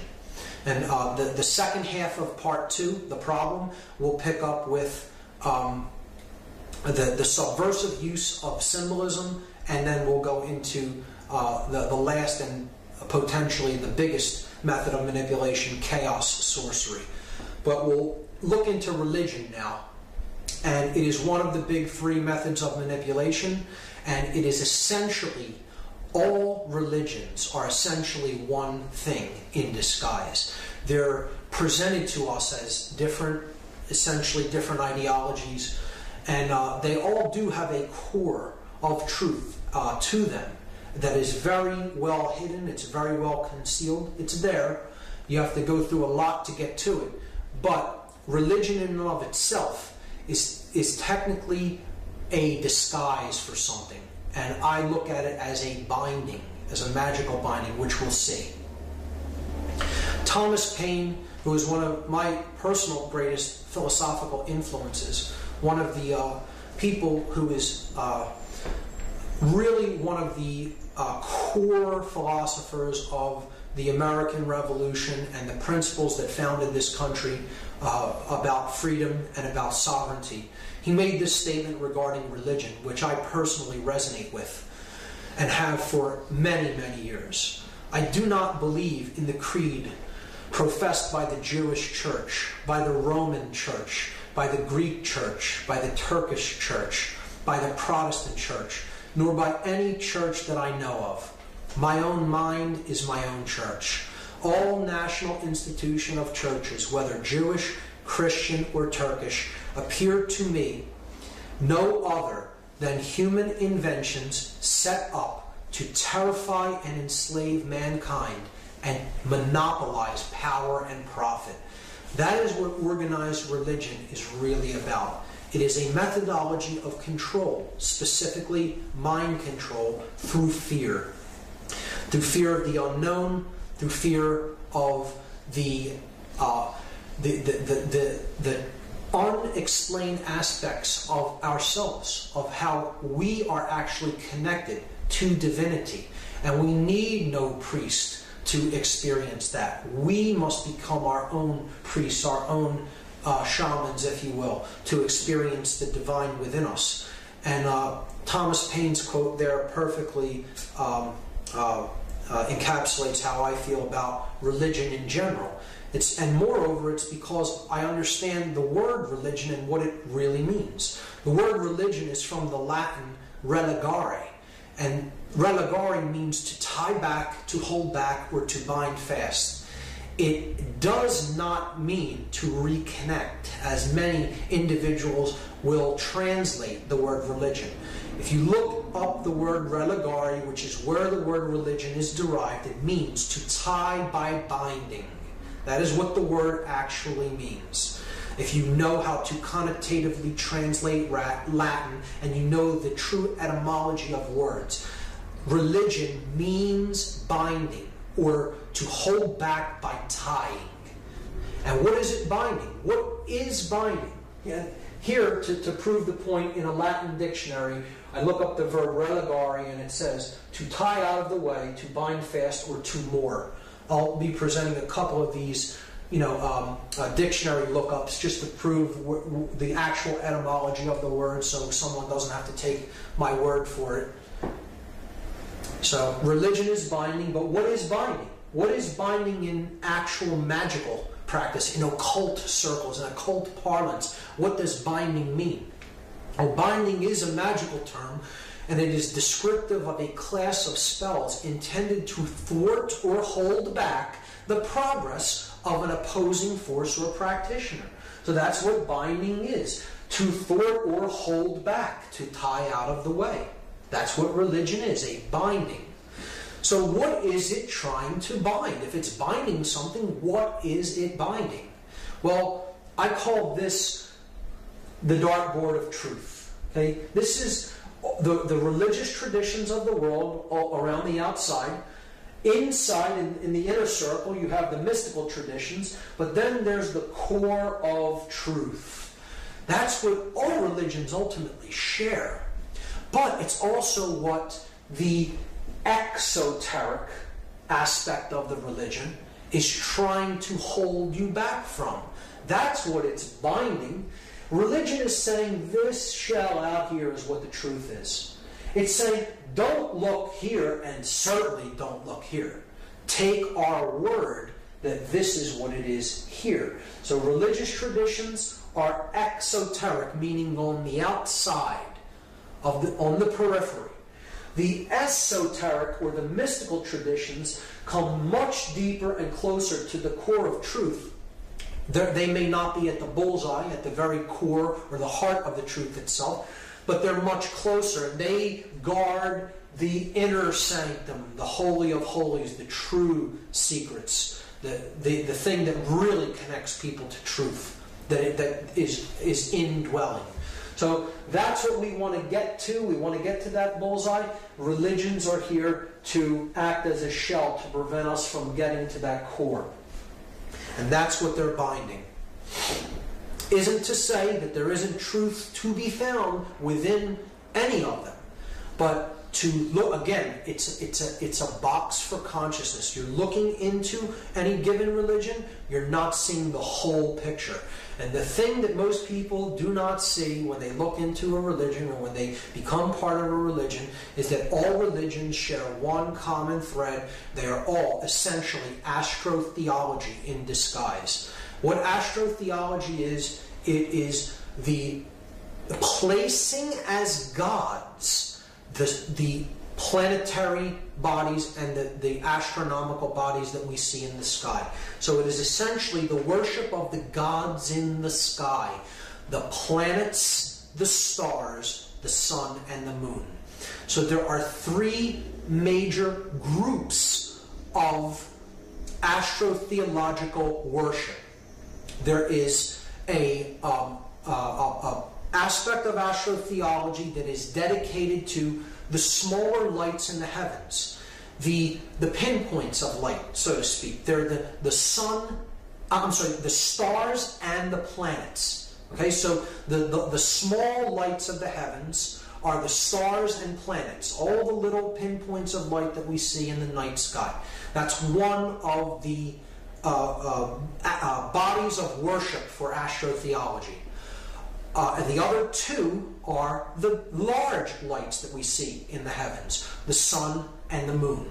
So you have three major groupings, or let's say sects, of astrotheology.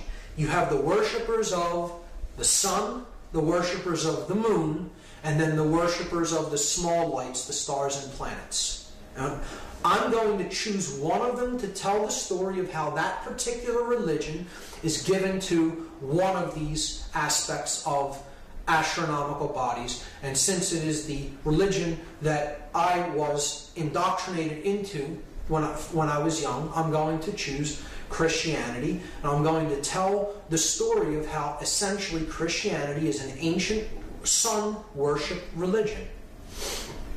So I'm going to use, there are many different cultural myths and cultural religious ideologies that I could have went to discuss the story of the sun, but I'm choosing the Egyptian culture because I think it's probably the clearest example. This is one of the gods of ancient Egypt known as Horus. Horus, H-O-R-U-S. Horus was known as the golden falcon in Egyptian cosmology. He was the sun god, the solar disk that rises in the east and he flies across the sky in an arc. Okay, he flies across the sky in his solar arc. He makes an arc across the sky until he reaches the west at sunset. So Horus is a golden bird. He's a bird that is gold, a falcon, and he makes his trek across the sky daily. The word horizon it means the zone of Horus. Hori, H-O-R-I, is the genitive or the possessive word for Horus. It means Horus's or of Horus. Zone, the horizon, the zone of Horus. That's where Horus appears during the day, on the horizon. The horizon. He makes his trek across the sky, and then he goes into the west at sunset. Okay? So Horus has 3 main family members that you need to understand the role that they play in this story. He has a mother, a father, and a brother. His mother is depicted here, Isis. Isis is the goddess of the night sky in Egyptian cosmology. She is often also identified as the moon goddess. So, at night, when the sun is not up, the moon is the queen of the heavens. She rules the night sky. Her cloak is the dark cloak that the stars are embedded in. Okay? So she's the goddess of night, and the moon is her presence when the moon is out and you see it at night. So this dark, feminine moon goddess that also represents the cloak, the black cloak of the night sky with all the stars embedded in it, each day gives birth to the rising sun. She gives birth to God's son, the sun that is owned by the God of the heavens, Osiris, the Father God, the Creator God. Horus is the son of Osiris. He is the Creator God's son. Here you see the solar disk above his head, and the Divine Mother, Isis, gives birth each day to the solar God.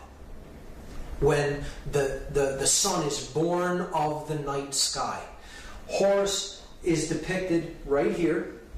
He is touching Osiris on his right temple. His dark brother, Set, depicted right here, okay, is touching Osiris in this picture on his left temple.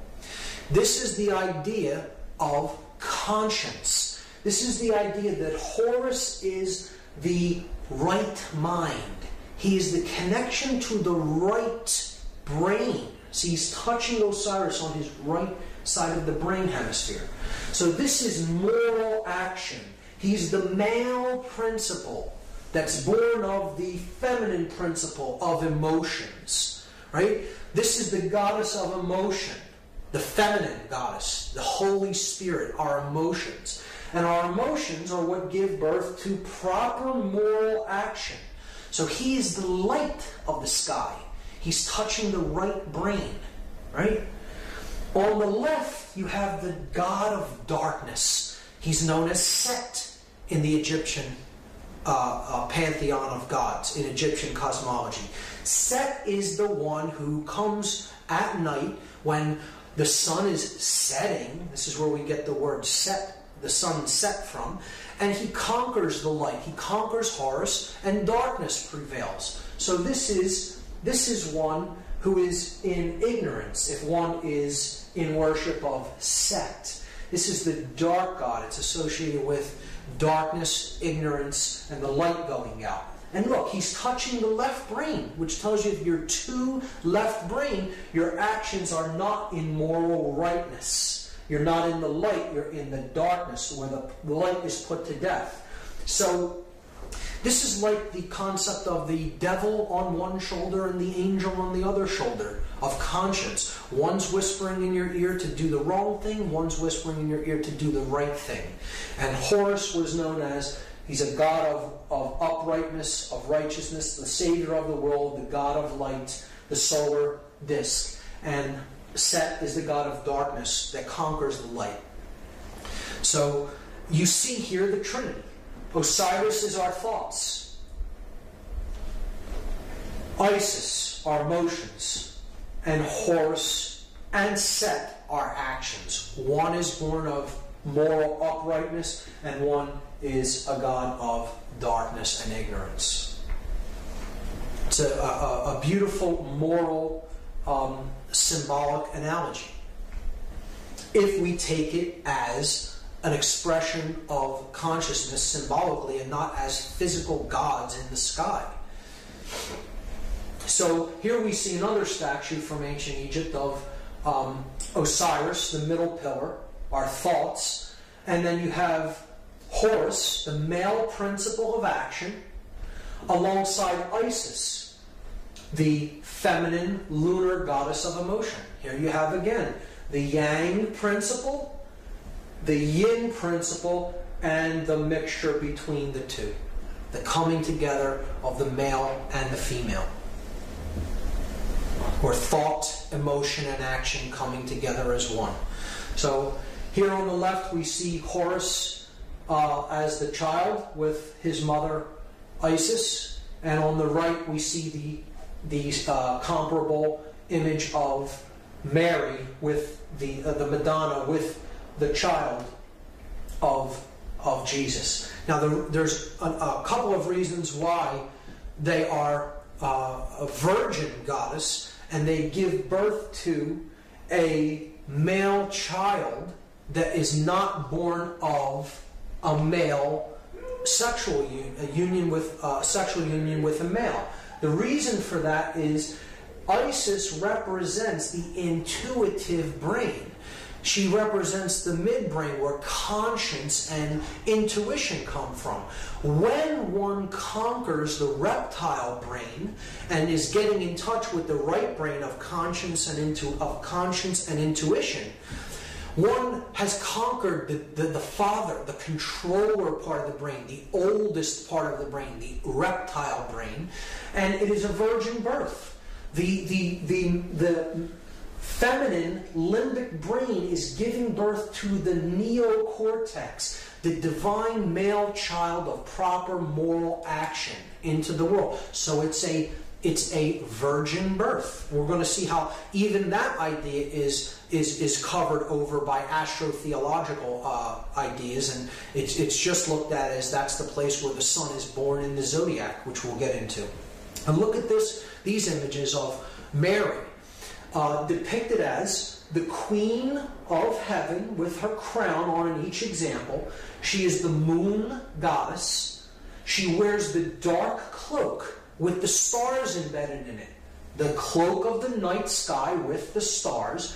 And in each example, here in this example, you actually see the crescent moon at her feet. She is the lunar goddess. And in each example, she is giving birth to the child of enlightenment, the moral solar principle of proper moral action.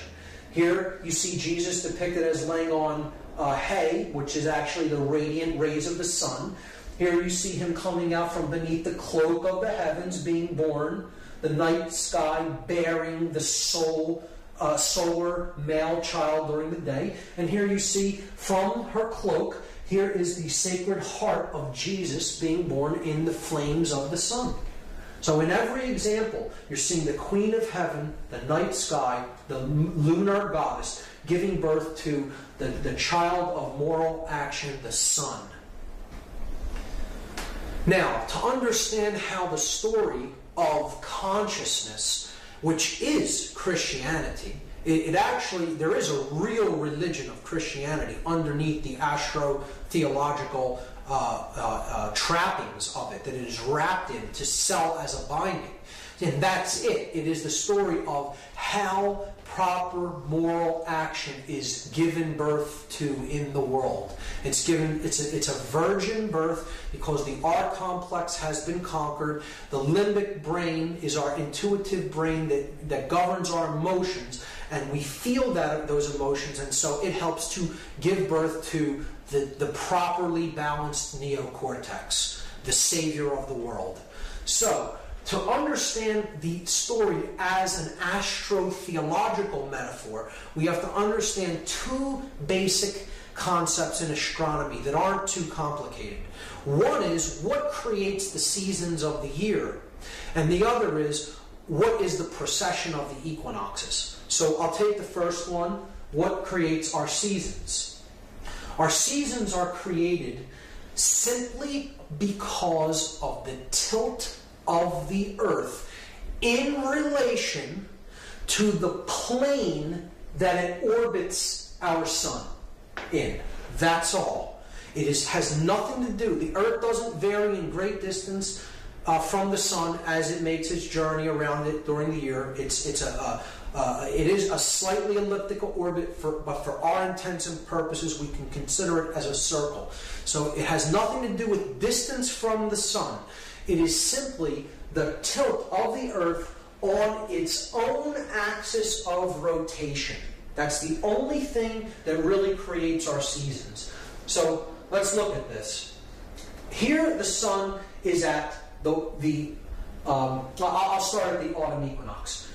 The autumn equinox, the sun is directly at the equator of the Earth. Okay, so see that angle that the sun is making with the equator of the Earth? It's right at the equator, right at that point. Okay, so the sun is right at the equator, 0 degree, no angle. If you went to the equator and looked straight out, at that day, the sun is right at the equator. It's not in the northern hemisphere, it's not in the southern hemisphere. As the Earth makes its journey around the sun, later in the year, it arrives at the winter solstice. And you see that the tilt of the Earth doesn't change as it goes around this plane of its orbit. Here, it's making a different angle with respect to the sun. So look at where the sun is striking the Earth at. It's striking the Earth in the southern hemisphere. Here's the equator, here's the northern hemisphere, here's the southern hemisphere. So the angle that it's making is toward the southern hemisphere. So the sun started here and now it went down to here. So now, at this point, the winter solstice, the sun is now at a 23.5 degree south angle. The next time of the year is the spring equinox, and the sun has now moved from its southerly position and it's gone back to the equator. So it is back at a 0 degree mark with relationship to the sun. Then we go toward the spring season and to the summer solstice, the beginning of summer. So at this point, we see here's the equator of the Earth, here is the sun, and here's the angle that it's striking the Earth at. And we see that now it's in the northern hemisphere. It's striking the Earth at a 23.5 degree north angle. So now the northern hemisphere is favored by the sun during the season, and that's why it's the beginning of summer for us. When the southern hemisphere is favored by the sun here, that's summer in the southern hemisphere and winter in the northern hemisphere. Okay? So that is what creates the seasons. The tilt of the Earth with respect to its plane of orbit around the sun. And essentially we can look at this a different way. We can just look at it as, here's where the angle with the sun starts. If I am the Earth and the sun is directly out from the equator, this is the autumn equinox. Okay? At the winter solstice, it goes down by 23.5 degrees. Spring equinox, it comes back up. Summer solstice. Autumn equinox, winter solstice, spring equinox, summer solstice. And this process just keeps repeating like a sine wave as the seasons go on. It's just up and down, up and down. Okay? It's like a pendulum movement. So, the next concept in astronomy to understand is the precession of the equinoxes. There is another reference frame of motion at work, which I won't get into the full mechanics of, but you just need to know that the background of stars behind the solar path, the constellations that make up the zodiac. They're in what's called the solar ecliptic path. They slowly go backwards throughout a very long period of time. They slowly precess counterclockwise. Okay, so at the spring equinox, okay, the constellation that the sun is in at the spring equinox over a very long period of time begins to shift, and a new constellation comes in, and it is behind the sun at the spring equinox. And this keeps going until it makes one complete revolution through the zodiac. So the frame of reference of what the Earth is, the pole of the Earth is pointing to, actually makes a full circle in the sky. And it is not because the Earth itself is wobbling on its axis, but I will not get into what really causes that reference frame. But over a long period of time, approximately 25,000 years, a complete circle is made, and at the spring equinox, every constellation has been gone through until you come back to the first one. So that's called the precession of the equinoxes. So just keep that in mind. You don't need to fully understand that right now, just keep it in mind. So this is the story that the ancients told about the sun on the wheel of the zodiac. This is the zodiac. It has all the constellations that the sun goes through during its course of the year. The ancients would quarter this to create the seasons. So they placed a cross over the zodiac wheel, and they looked at it as these three constellations are the spring season. These three are when the sun is in the summer season. These three are the autumn season, and these three are the winter season. Okay. The ancients then placed the sun on the cross of the zodiac, and they would tell its story of its journey through the houses of the zodiac, through the constellations during the course of a year. So I'm going to start where we begin our zodiacal year in Aries at the spring equinox. So the sun here is at 0 degrees. It is at the equator, and it's starting to make its journey up northward into the northern hemisphere. So during these 6 months, the sun's in the northern hemisphere. During these 6 months, the sun is in the southern hemisphere. So here's the point of the 0 point, and it starts rising. Now when it hits Taurus, the bull, the midpoint of the spring season, the sun has become a charging bull. He's gaining strength because he's rising in the northern hemisphere. When he hits this point, this is the summer solstice, the sun has gone as high in relation to its angle of the latitude of Earth as he's going to go. So he's at his highest point in the northern hemisphere, 23.5 degrees north latitude of the Earth. This is known as the Tropic of Cancer. That line, the latitude on the Earth, is called the Tropic of Cancer. And because the sun is entering the house of Cancer, the constellation of Cancer, at that point during the year. This is the summer solstice. It is the longest day of the year as far as light goes, because the tilt of the Earth makes the northern hemisphere of the Earth favored. Now, the sun is entering the summer season, and he's traveling toward Leo the lion. This is the season that the sun is hottest in the northern hemisphere. He has become a roaring lion with a large mane. You know, the solar rays of the sun, the fierce lion. And then the sun makes his journey into Virgo, and that is, after he passes that house, he's at the autumn equinox. Now, he's back at 0 degrees now, and he's getting ready to fall into the southern hemisphere. This is why this season is called fall. The sun is making his descent to another solstice, to its lowest point of power. Okay? So that's the season of fall. Now, this is where the story of Christianity starts to become involved in the telling of the astrotheological story of the sun on the cross of the zodiac. And it is because at this time of the year, when the sun is in Virgo, getting ready to make his journey into the southern hemisphere, into Libra, while the sun is in Virgo, in the constellation of Virgo, when it is rising at the beginning of the day, there is a constellation beneath the house of Virgo, known as Crux. This is what Crux looks like. It's known as the Southern Cross, only visible from the southern hemisphere. So, at this time, the ancients would say that the sun was on top of the cross of Crux.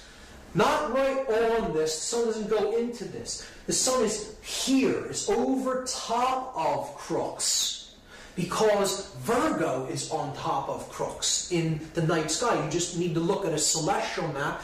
You pinpoint Virgo, and then you look lower toward the southern hemisphere, and you'll find Crux, the Southern Cross. So at this time of the year, the ancients said that the sun was placed upon the cross of Crux, the Southern Cross. And this marked the time that the sun was getting ready to begin to die, begin to go to his lowest point, the winter solstice. So in this season, the sun then passes through Scorpio, the scorpion, and he is stung by the venom of the scorpion. So now he's really in rapid decline. Okay? He's dying quickly because he's stung by the venom and he's dying, and then he comes to the winter solstice. Now the sun is at 23.5 degrees south latitude of Earth. He is at the Tropic of Capricorn because he's getting ready to enter the house of Capricorn. This is the Tropic of Capricorn, 23.5 degrees south latitude of Earth. This is when the sun is at his winter solstice, and the ancients knew that was as far south as the sun would descend. It's making its lowest arc across the southerly sky that it's going to make, and that's the shortest day of the year as far as light goes. It's the day that is the longest day in darkness. So this is when the sun was said to have died upon the cross of the zodiac. He's at his lowest point of power, and he has died upon the cross. So remembering that at the autumn equinox point here is when the sun was placed upon the cross of Crux, the Southern Cross. And this point here at the winter solstice is when the sun dies on the cross of the zodiac. You see here that it passed through 1, 2, 3 zodiac houses to reach that point. This is a symbolic corollary to the story that Jesus hung upon the cross for 3 hours, 3 Horuses hours before he expires upon the cross. So in this instance, from the autumn equinox to the winter solstice, these 3 zodiac constellations are seen symbolically as hours. So at the winter solstice, the sun has reached his lowest point in the southern hemisphere. And this is, at this point, the ancients could see with the eye no visible movement of the sun back toward the northern hemisphere for approximately 3 days. So the winter solstice takes place on December 22nd. For 3 days, the sun is seen to be stationary, and its arc is staying at the same position and location in the sky as it rises and sets. It is not until 3 days later that the sun begins to make its trek northward until that is visible to the naked eye. So the ancients would see the sun rising farther northward and its arc getting somewhat larger on the 3rd day after the winter solstice. And that day, of course, is December the 25th, the birth date of the sun, because that is the day visually the sun can be seen to be born from its place of death in the southern hemisphere and to begin to rise again, or start the cycle again of rising and falling during the course of the year. So that is the date when the Son of God is said to be born, and he is born of the Virgin. And we talked about what that really means, the birth of consciousness, the birth of the neocortex from the mammalian brain. However, in this context, astrotheologically, it means that the Son is born of Virgo. So that, at one point, was where the zodiac began. It began at this point, the line between Leo and Virgo. So at that point, the Son would be born of Virgo, the Virgin, not of Aries. So if the Sun, the zodiacal year would begin at this point, it would travel in a circle until it reached Leo and back to the Leo-Virgo line. So if you look at where Virgo is and you count the houses in procession, in the procession of equinoxes, okay, backwards, counterclockwise through the zodiac signs, you get 9 months, and that is the human gestation period. The Son, if he is born of Virgo and carried to term for 9 months until he is born at the winter solstice point. So in that instance, the zodiacal houses are seen to be months symbolically. Here we saw them as hours, and here we see them as months, and we're going to see them as days as well. So here we see a zodiac in stone. This is the Virgo, the Virgin, and Leo, the Lion, the Sphinx. Its position looking east toward the rising sun, and it commemorates the Son being born of the Virgin and the trek of the Sun through the zodiacal houses until it ends up in Leo at the end of the ancient zodiac. So the Sphinx is simply a zodiac in stone. Now, at the winter solstice, the Sun then begins his trek northward again. He goes through Aquarius, the water bringer, because the winter frost is beginning to thaw as we approach the spring equinox again. Okay, so that's the bringer of the waters. And then the Sun comes back full circle to the spring equinox, the 0 point again, when it is back at the 0 point, the equator. And we see that at the point that he died in the southern hemisphere, or in his tomb, after being placed on the cross, he's in his tomb of the southern hemisphere, and after 1, 2, 3 days, he comes back to the 0 point to begin rising again in the northern hemisphere. So this is the rebirth of the Sun. This is the emergence from the tomb of the southern hemisphere to the favored northern hemisphere. And that day is Easter Sunday. And think about the day. East, star, sun, day. All concepts associated with light, the sun, and the sun is a star. It rises in the east. It's up during the day. So Easter Sunday happens at a different date every year. It happens on the first sun day, the day of worship for Christianity, is a solar religion, a solar astrotheological religion. And it occurs the first sun day after the first full moon, because again, the lunar moon goddess must become full to bear the sun, after the spring equinox, or the rising of the sun from the spring equinox, out of the tomb of the southern hemisphere. So Easter Sunday is always celebrated on the first sun day, after the first full moon, after the spring equinox. And this story of the Sun Savior that has 12 helpers, the 12 constellations of the zodiac, who is the light of the world, the way, the truth, and the life, has performs miracles, rises from the dead after 3 days, has a virgin mother, is the Son of God. Every one of these aspects of this Savior story, the Savior myth that is told over and over again through time. There are over 40 incarnations of this Son God. Every one of the names that you're about to see scroll by is one of the names of this ancient Son Savior figure that comes from the East, has miraculous powers, redeems the world through the light, again, has 12 helpers, is the Son of God, has a virgin birth, performs miracles, etc.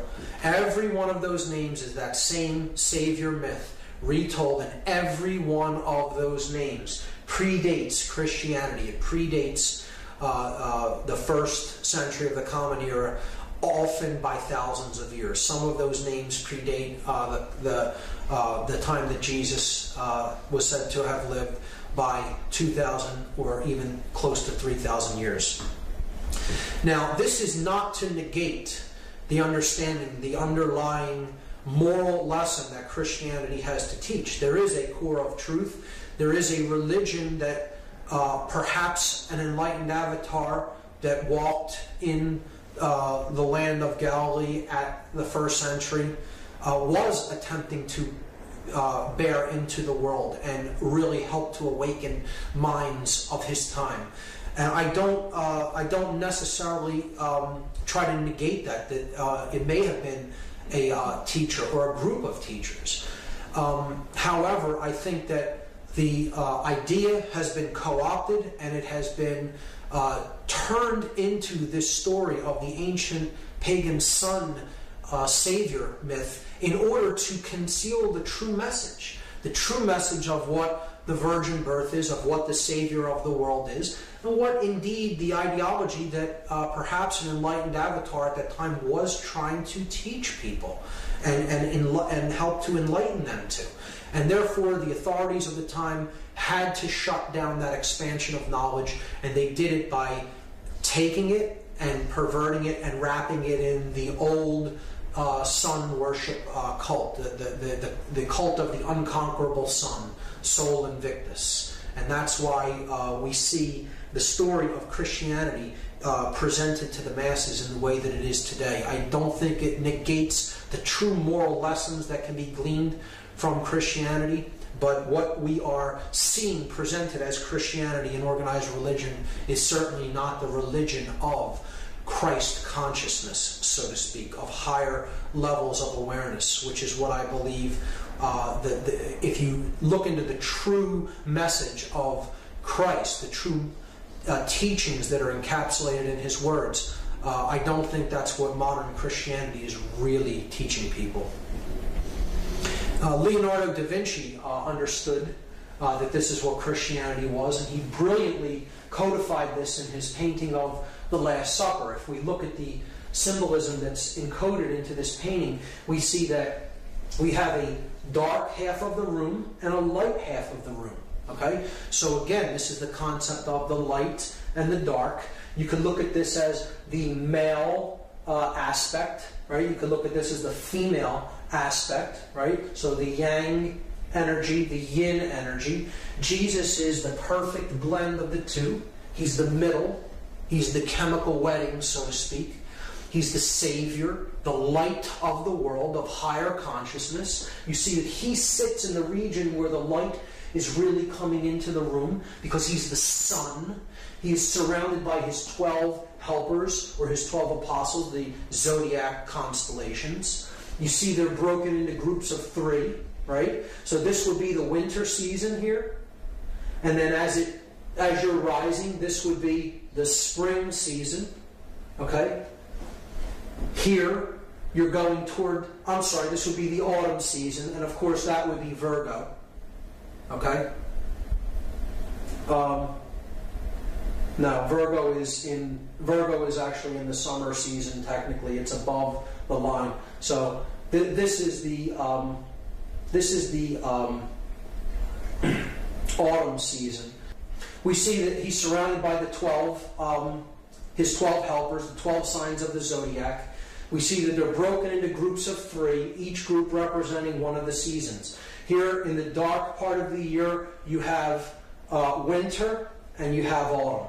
And then as you're going toward the light part of the year, summer in the northern hemisphere, here you have spring. This group here is spring, and the far group there is summer. Because you see that the part when the sun is darkest, that will be winter, and you're going up toward the summer season there.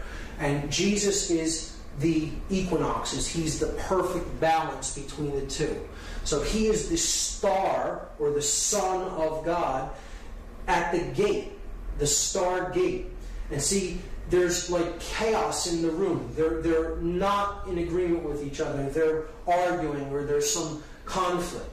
And Jesus has a peaceful countenance on his face because he is the way, the truth, and the life. It's the blending of the male and female to awaken the prefrontal cortex, and that is the way out of the world of conflict, confusion, and it is the way to the light of the world above, the connection with the light of the world above. So Da Vinci encoded this all brilliantly into the Last Supper, and I think he had a real strong grasp of what the real message of Christianity was versus what was being sold to us in astrotheology. So here we see the 7 planets, or gods, if you will, that are visible to the earth with the naked eye.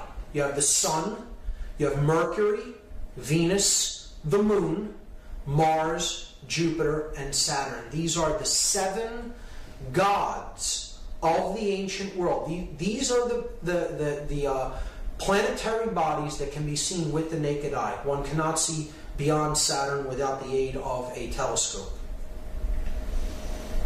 We see that each day of the week is given to one of these 7 gods. So we have the days of the week given in English and French, and then we have the planetary body that they are associated with. Monday is the moon's day. Tuesday in French is Mardi. It's where we get the phrase Mardi Gras from. That's Mars's day.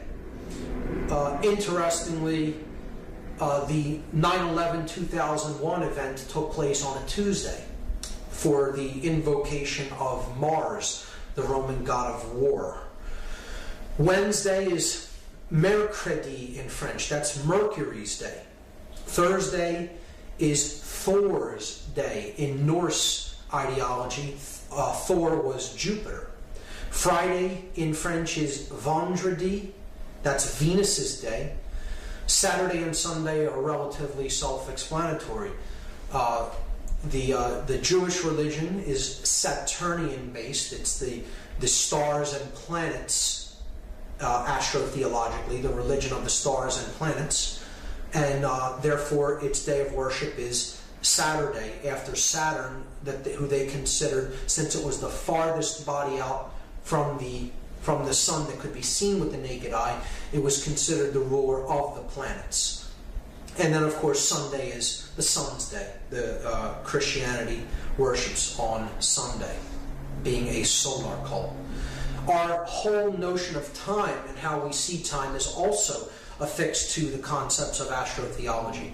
So we have the 3 astrotheological sects: the sun, the moon, the planets and stars, and we look at our clock being a symbolic zodiac. It has the 12 houses. Okay, it has 3 hands. Each one of the 3 hands of an analog clock is given to one of the sects of astrotheology: the solar, the lunar, and the planetary.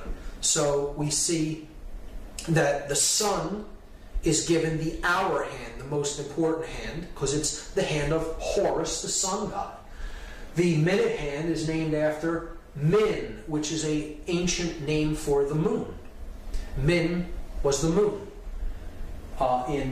in Phoenician, and the minute hand is dedicated to the moon on the clock. And the second hand is the fastest hand that travels around the clock more than any of the other hands, because it is given to Mercury. It's the planetary hand, or the pinpoints of light in the sky, the lesser lights, because Mercury is the second body of the solar system after the Sun, and it makes its orbit around the Sun faster than any other object in the solar system.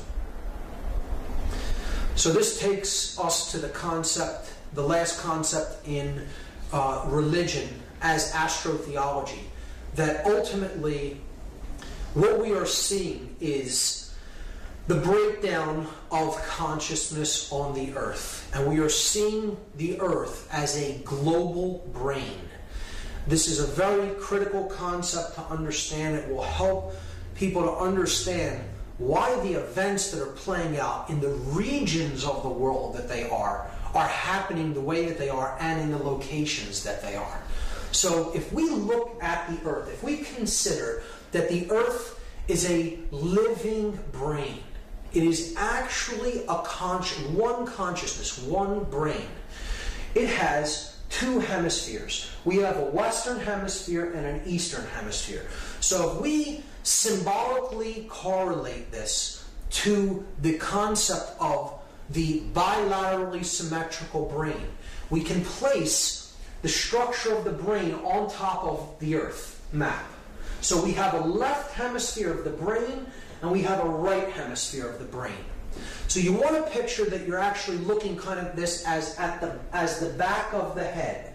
So this area is, let's say this is the back of the head, okay? And this is the left hemisphere of the brain, that's the right hemisphere of the brain. So you need to envision your head looking this way, okay? Picture your eyes looking that way. This area of the earth is your left brain. This area of the earth is your right brain. And if you understand how religious ideologies are structured on earth, this begins to make a whole lot of sense. Because we have three basic astrotheological sects that each correlate to a major world religion. The solar sect of astrotheology is named after the god Horus, and Horus's name in other Egyptian cosmological studies was his name was Amen-Ra. Amen-Ra is the name that is invoked when Christians pray a prayer and then they say the word Amen after the prayer is said, to invoke the sun god of Amen-Ra. What he really represented was the sun at his zenith, at his highest point in the sky, Amen-Ra represented. So it is the sun not at each horizon, at the rising horizon, he could be called Horus, the golden falcon. At the setting horizon, he is Set. But at the zenith, his highest point in his arc across the sky, he was known as Amen-Ra. And often this was just shortened to Ra or Ray, where we get the word rays of the sun from. So it's another name for the sun god Horus. And we have seen that this is the religion of Christianity, and its symbol is the sun on the cross. There you have the sun behind the cross right there. And I'm going to place the blade as this Western left hemispherical religion, the male religion.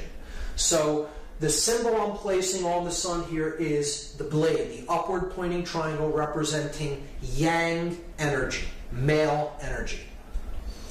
The moon cult or sect of astrotheology is named after the moon goddess Isis, depicted here. So this is Isis.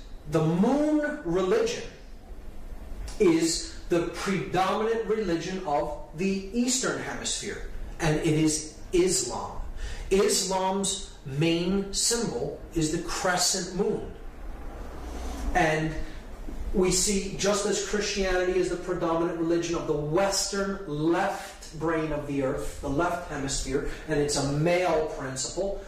The religion of Islam means surrender. The word Islam means surrender to God, because it is the religion of the predominant religion of the right brain hemisphere, which is passive or surrendering. So Isis correlates to the right hemisphere of the earth and the right brain hemisphere of the human brain. And on the moon, I'm going to place the inverted triangle known as the chalice. Now, there's another world religion, and it is based upon the sect of astrotheology of the stars and planets. So the creator god Osiris is looked at as the god of all the stars, because he's the god of all the suns. He created the heavens. And in Phoenicia, Cana, he was the ruler of the planet Saturn. Saturn is the planet that is farthest from the sun that can still be seen with the naked eye. So his orbit is seen to encompass all other planets. As such, he's the ruler of the planets that revolve around the sun, that have orbits around the sun. And in Semitic religions, ancient Semitic religions, this god was known as El. It's where it means God, the word El. In Judaism, which is what Judaism is actually this aspect of astrotheology. Its religion, its symbol is the star.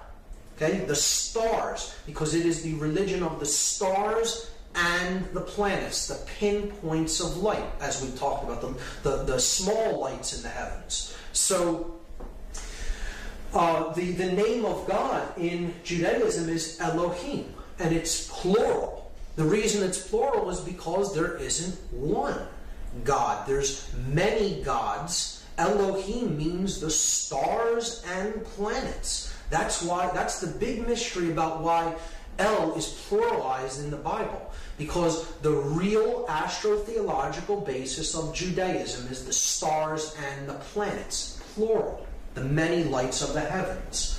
So that's where Elohim is actually derived. And of course, just like their symbol being the star, it's the combination of the male and the female symbols into one. Now, the reason that there is a twofold aspect to the middle part, the middle pillar of the earth, is because in the middle, if we're looking at the brain from the back side of the brain, okay, so your head is actually facing this way, and you're imagining this side as your left brain hemisphere, this side as your right brain hemisphere. What do we see playing out in the world today? We see the left-brained Christian nations of the Western Hemisphere waging war against the right-brained Islamic surrendering nations, or the ideology of the surrender to God as being their religion, the basis of their religion. We're waging war over here in the Eastern Hemisphere, in this region, okay? So it's like the left brain is over attacking the right brain. And the Middle East, the Middle Eastern region is where all of this conflict is centered. And the reason that it's centered on that part of the earth is because this region of the earth is the back of the brain of the earth. It is the cerebellum of the earth. The opposite side of the earth is where the Pacific Ocean is at. So that's where the energies are truly united, on the opposite side of the earth, the peaceful ocean. Pacific, peaceful. It's the prefrontal neocortex of the earth, the third eye of the planet, so to speak. And right on the other side of the globe from this point, you would see in the middle of the Pacific Ocean the Hawaiian Islands, with the largest volcano on the earth, Mauna Kea volcano on the big island of Hawaii. It is the physical representation of the third eye of the planetary brain. All the conflict is happening on the other side, the back of the head of the earth, the cerebellum of earth, which is the Middle Eastern region. Middle Earth, around the Mediterranean region. So this is a proof of the Hermetic principle of as above, so below. As the individual units of consciousness upon the planet become imbalanced toward one polarity or the other, you will see the reflection happen on a grand scale on the entire planet. The Earth is in a state of left brain imbalance because we are in a state of left brain imbalance. And we are seeing all the conflict driven by the R complex of the Earth, which is the Middle Eastern region, which correlates, it maps symbolically to the cerebellum of the Earth. If another country happened to be there at that location, that's where you would see the turmoil and conflict happen.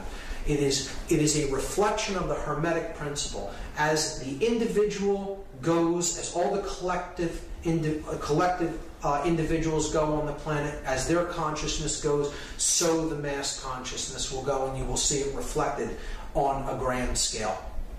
So, as we see these three religions put together of Judaism, Christianity, and Islam, when we put them all together, we get Isis, which is Islam, the lunar religion, Ra, or Horus, the solar religion of Christianity, and El, the religion of Judaism.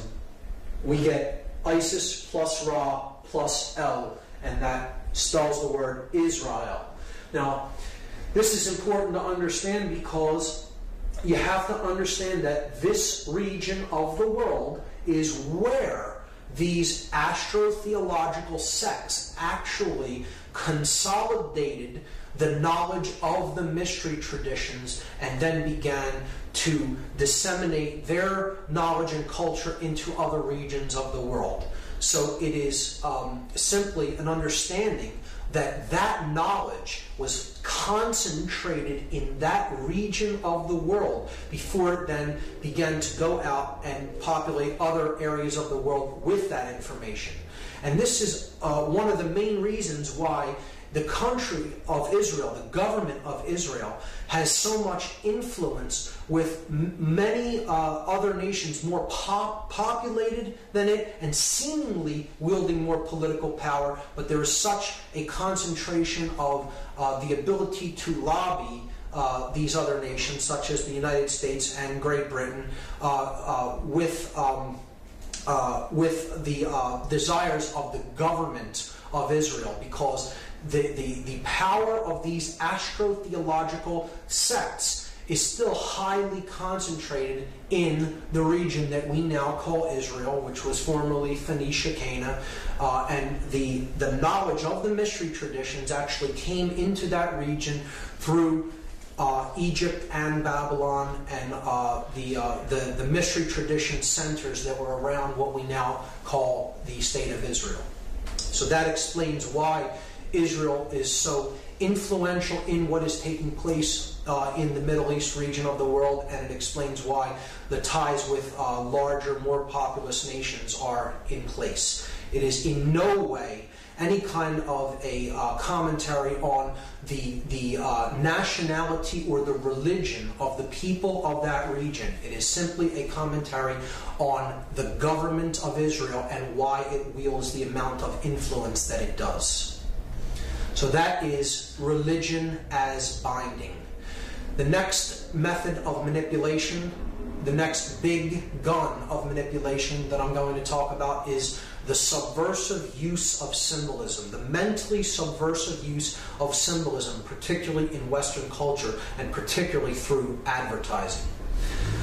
So, symbolism is everywhere. It is omnipresent. It is all around us. It is in just about everything we see in our daily dealings in the physical world. It's stamped on just about everything. And it's a language. Symbolism is a language. A symbol is neither positive nor negative, just like knowledge, just like occultic knowledge. A symbol is simply something that has the ability to influence consciousness, because symbols are a language that we read through the subconscious mind largely. And we often can get a message through symbol immediately through symbolic language. We get the message immediately, even if we do not really understand the symbol at a conscious level, because it is not really speaking to the conscious mind unless you know the language of symbolism. And unfortunately, many people do not. They are illiterate when it comes to reading symbolic language, and therefore they're really at its mercy. They're really at the mercy of how an advertiser or a product peddler wants to reach your subconscious mind. If you're not aware of how they're using symbols to reach the subconscious regions of the mind and the subconscious awareness. So we have to become symbol literate if we're going to be able to use symbols ourselves, if we're going to be able to protect ourselves against unwanted influence and usage of symbols. What I'm going to do is present a symbol, describe how it is being used, for what purpose, and then I'm going to give examples of how the symbol is used in logos. So the first symbol is that of the sun, which we already talked about the significance. The sun is a symbol of light, of life, of knowledge and information. It's a symbol of moral uprightness, okay, of morality. Most of all, it is a symbol of knowledge, of awareness, of enlightenment, of having knowledge and being able to use it to do the correct things that will lead to awareness and will lead to order in life, will lead to prosperity in life. That's what the sun has traditionally been a symbol of, however, wherever it has been used in iconography. And we see this employed by companies that want you to trust them, want you to identify with their products as something that is used for life, that is used for lifeblood, so to speak, that is used to represent enlightenment even. So here we see it used in oil logos, in gasoline companies. So you see it here, Sun Oil Company, Gulf, with a large orange disc representing the sun behind it. The sunflower of British Petroleum, and Dutch Royal Shell gasoline, which is a symbol of the sun coming up over the horizon with the rays. Even though it's encased in the outer shell, it still is clearly an image of a rising sun with the rays of light coming up over the horizon. We see it in technology, we see it in media, we see it in food companies. One of my favorites is ShopRite. You see the shopping cart with the sun behind it, indicating that if you shop there, you can purchase light. It's a subconscious play on the symbol. So they're trying to sell enlightenment as part of the product. You know, something that you lack, something that they are aware that you want spiritually, is being sold to you by proxy. And a rite is a ritual, the ritual of shopping. Shop right, and there is the sun in the basket. It's a very good example. In financial institutions, the sun is ever present because, again, it is a symbol of trust. It is a symbol of sovereignty. It is a symbol of knowledge and enlightenment. On the Discover charge card, Sun Trust Mortgage Corporation. Here's Citibank, the cross of the zodiac and the sun coming up over the horizon. Lucis Trust, Lucis meaning light.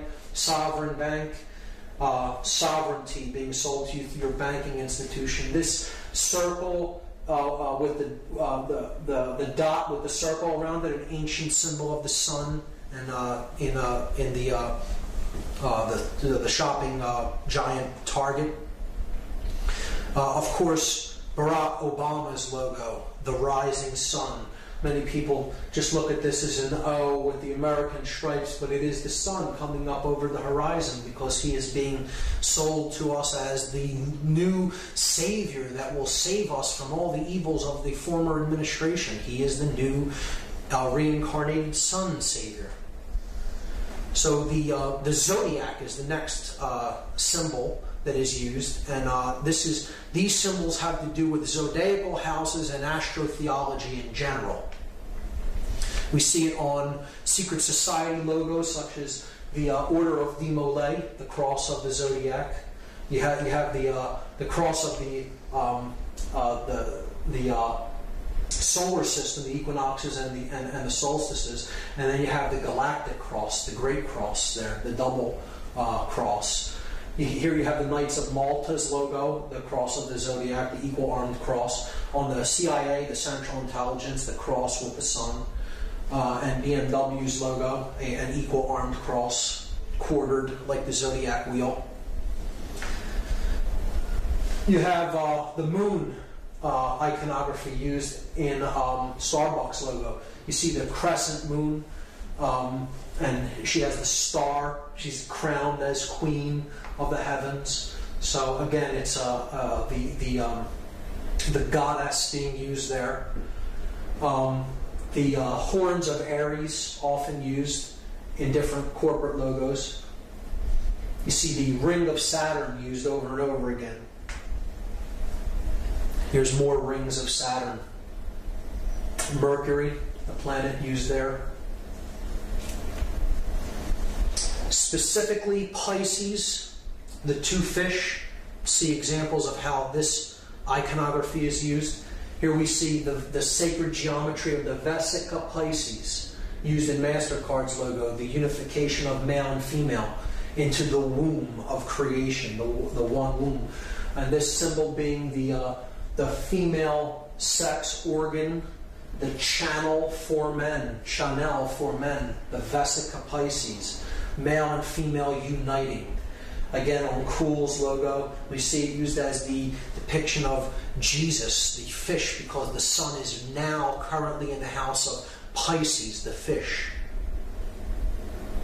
And of course, the Pope, the vicar of the sun god incarnate upon earth, he wears the mitre, which is the fish with its mouth open. And here you see the astrotheological cross, the equal armed cross of the sun on his forehead. Here you see it again on his sash. And he carries the image of the cross with the sun god upon it. The inverted pentagram. So the pentagram is used as a symbol of the four elements and then a fifth element. The four elements being earth, air, water, and fire, the material world. But more specifically, what those elements represent is earth is our resources. It is what we have to work with, the things that we can put into use for ourselves in the world and how we use them. And it is our makeup, our genetic makeup, our natural abilities. That's what earth represents. Air represents our intellectual makeup, the powers of the mind, the powers of air, our intellect. Water is our emotional makeup, how we use our emotions to change consciousness in the world. And then fire is our actions, the male principle, what we do with what we have. So those are the four elements, but then they all must be governed by the fifth element, and the fifth element is ether or spirit. It is the actual pure essence of consciousness, the essence of who and what we really are, that we must connect to unite the other elements. So it is love, it is higher consciousness, it is spirit. And in its correct upright form, you have the four elements at the bottom and then the point facing up to represent spirit. The inverted pentagram is the symbol of the opposite of that. It is the material realm, the earth, air, water, and fire, the elements ruling over spirit, the fifth element, which is why an inverted pentagram is a negative connotation of this symbol. It's a reversal of a powerful, positive, connotative symbol, the upright pentagram. But the inverted pentagram means that the spirit is being thrust downward and is being ruled by the material realm. And here we see it in the Order of the Eastern Star. Here we see it in the Victoria Police logo. Here we see it in the official emblem of the Church of Satan. And here we see an upright pentagram for the Fraternal Order of Police. But I'm going to refute that symbol as actually being upright. And I'm going to tell you that its real orientation, if you study the iconography inside of that circle there, you would not orient that temple as it is in all Masonic tradition unless you flip that pentagram over. And then you're seeing it for what it really is being used for, particularly in its usage with the Fraternal Order of Police. The blood drop is another symbol that is used, not as widespread as some of the others, but as certainly in as powerful of a way. And this, again, represents life force energy, the blood drop. It is our life blood. So we see this in often oil companies and financial institutions. Commerce Bank, Luke Oil, oil, money, these are your lifeblood. Pemex oil from Mexico, Getty, here's the combination of the blood drop with the solar disk. The triangle and all-seeing eye, or pyramid and all-seeing eye. So this is a symbol of intelligence. This is a symbol of higher consciousness. This is the symbol of awareness. And here's how it is being used. AOL's logo, the CBS eye. There's a symbolic speech synthesis in there, CBS. That's what you will be seeing if you watch CBS. You will see BS. Fidelity Investments. You see the pyramid with the all-seeing eye at the top, crowned in light. Knowledge at higher levels, darkness below, in ignorance. Those below, the highest levels. Arco, here's the symbol of a pyramid with the capstone missing as seen from above. Here we see in Masonic iconography, the all-seeing eye above the compasses and square. Here we see it on the reverse of the Great Seal of the United States, which is on the back of the dollar bill, which I'll be explaining in detail. The Information Awareness Office, and of course British Intelligence, MI5's logo. The pyramid, the cap missing, and the eye in the middle of it. The owl is a powerful symbol of the elite. The owl is, I guess you could say, the mascot of the sorcerers. It is the animal most identified with consciousness that is aware, yet is using that knowledge to suppress those who are not in the know. And we see it most widely used in the Bohemian Club.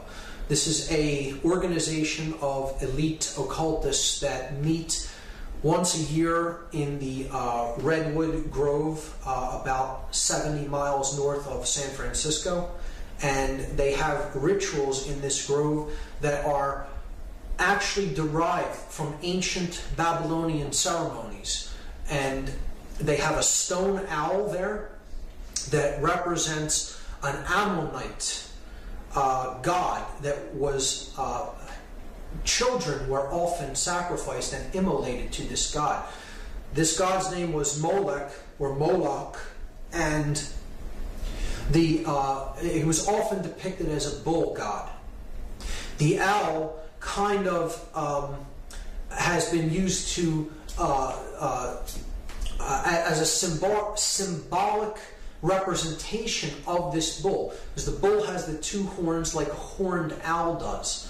And it can be seen as either a bull or an owl. In the Babylonian tradition, it was more frequently represented as a bull, but it was also seen as an owl because it represents the immolation of a specific aspect of consciousness, and that is the feminine aspect of consciousness. So what the ritual entails, if you really understand its deep symbolic significance, which many do not, and they will say, oh, it's just a harmless ritual by men who are acting out psychodrama. It's nothing of the kind. It's an extremely subversive ritual against the feminine aspect of consciousess. And here's how it works. They have this owl that they're going to have a ritual before. And they take an effigy of a child and they float it upon the water. You see here the dark aspect of the Hermetic principle being conveyed here, the as above, so below aspect in the reflecting pool. As above, so below.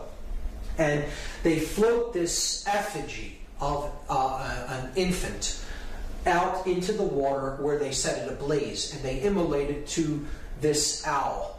What this represents is the immolation of the inner child. That's what the elite are actually doing in this ceremony. They're telling people subconsciously to annihilate your emotion, annihilate your care for what you are doing in the world. So the ritual itself, the name of the ritual carries its meaning. The ritual is called the cremation of care. That is exactly what those who are participating in this are doing. They are immolating the inner sacred feminine child of consciousness.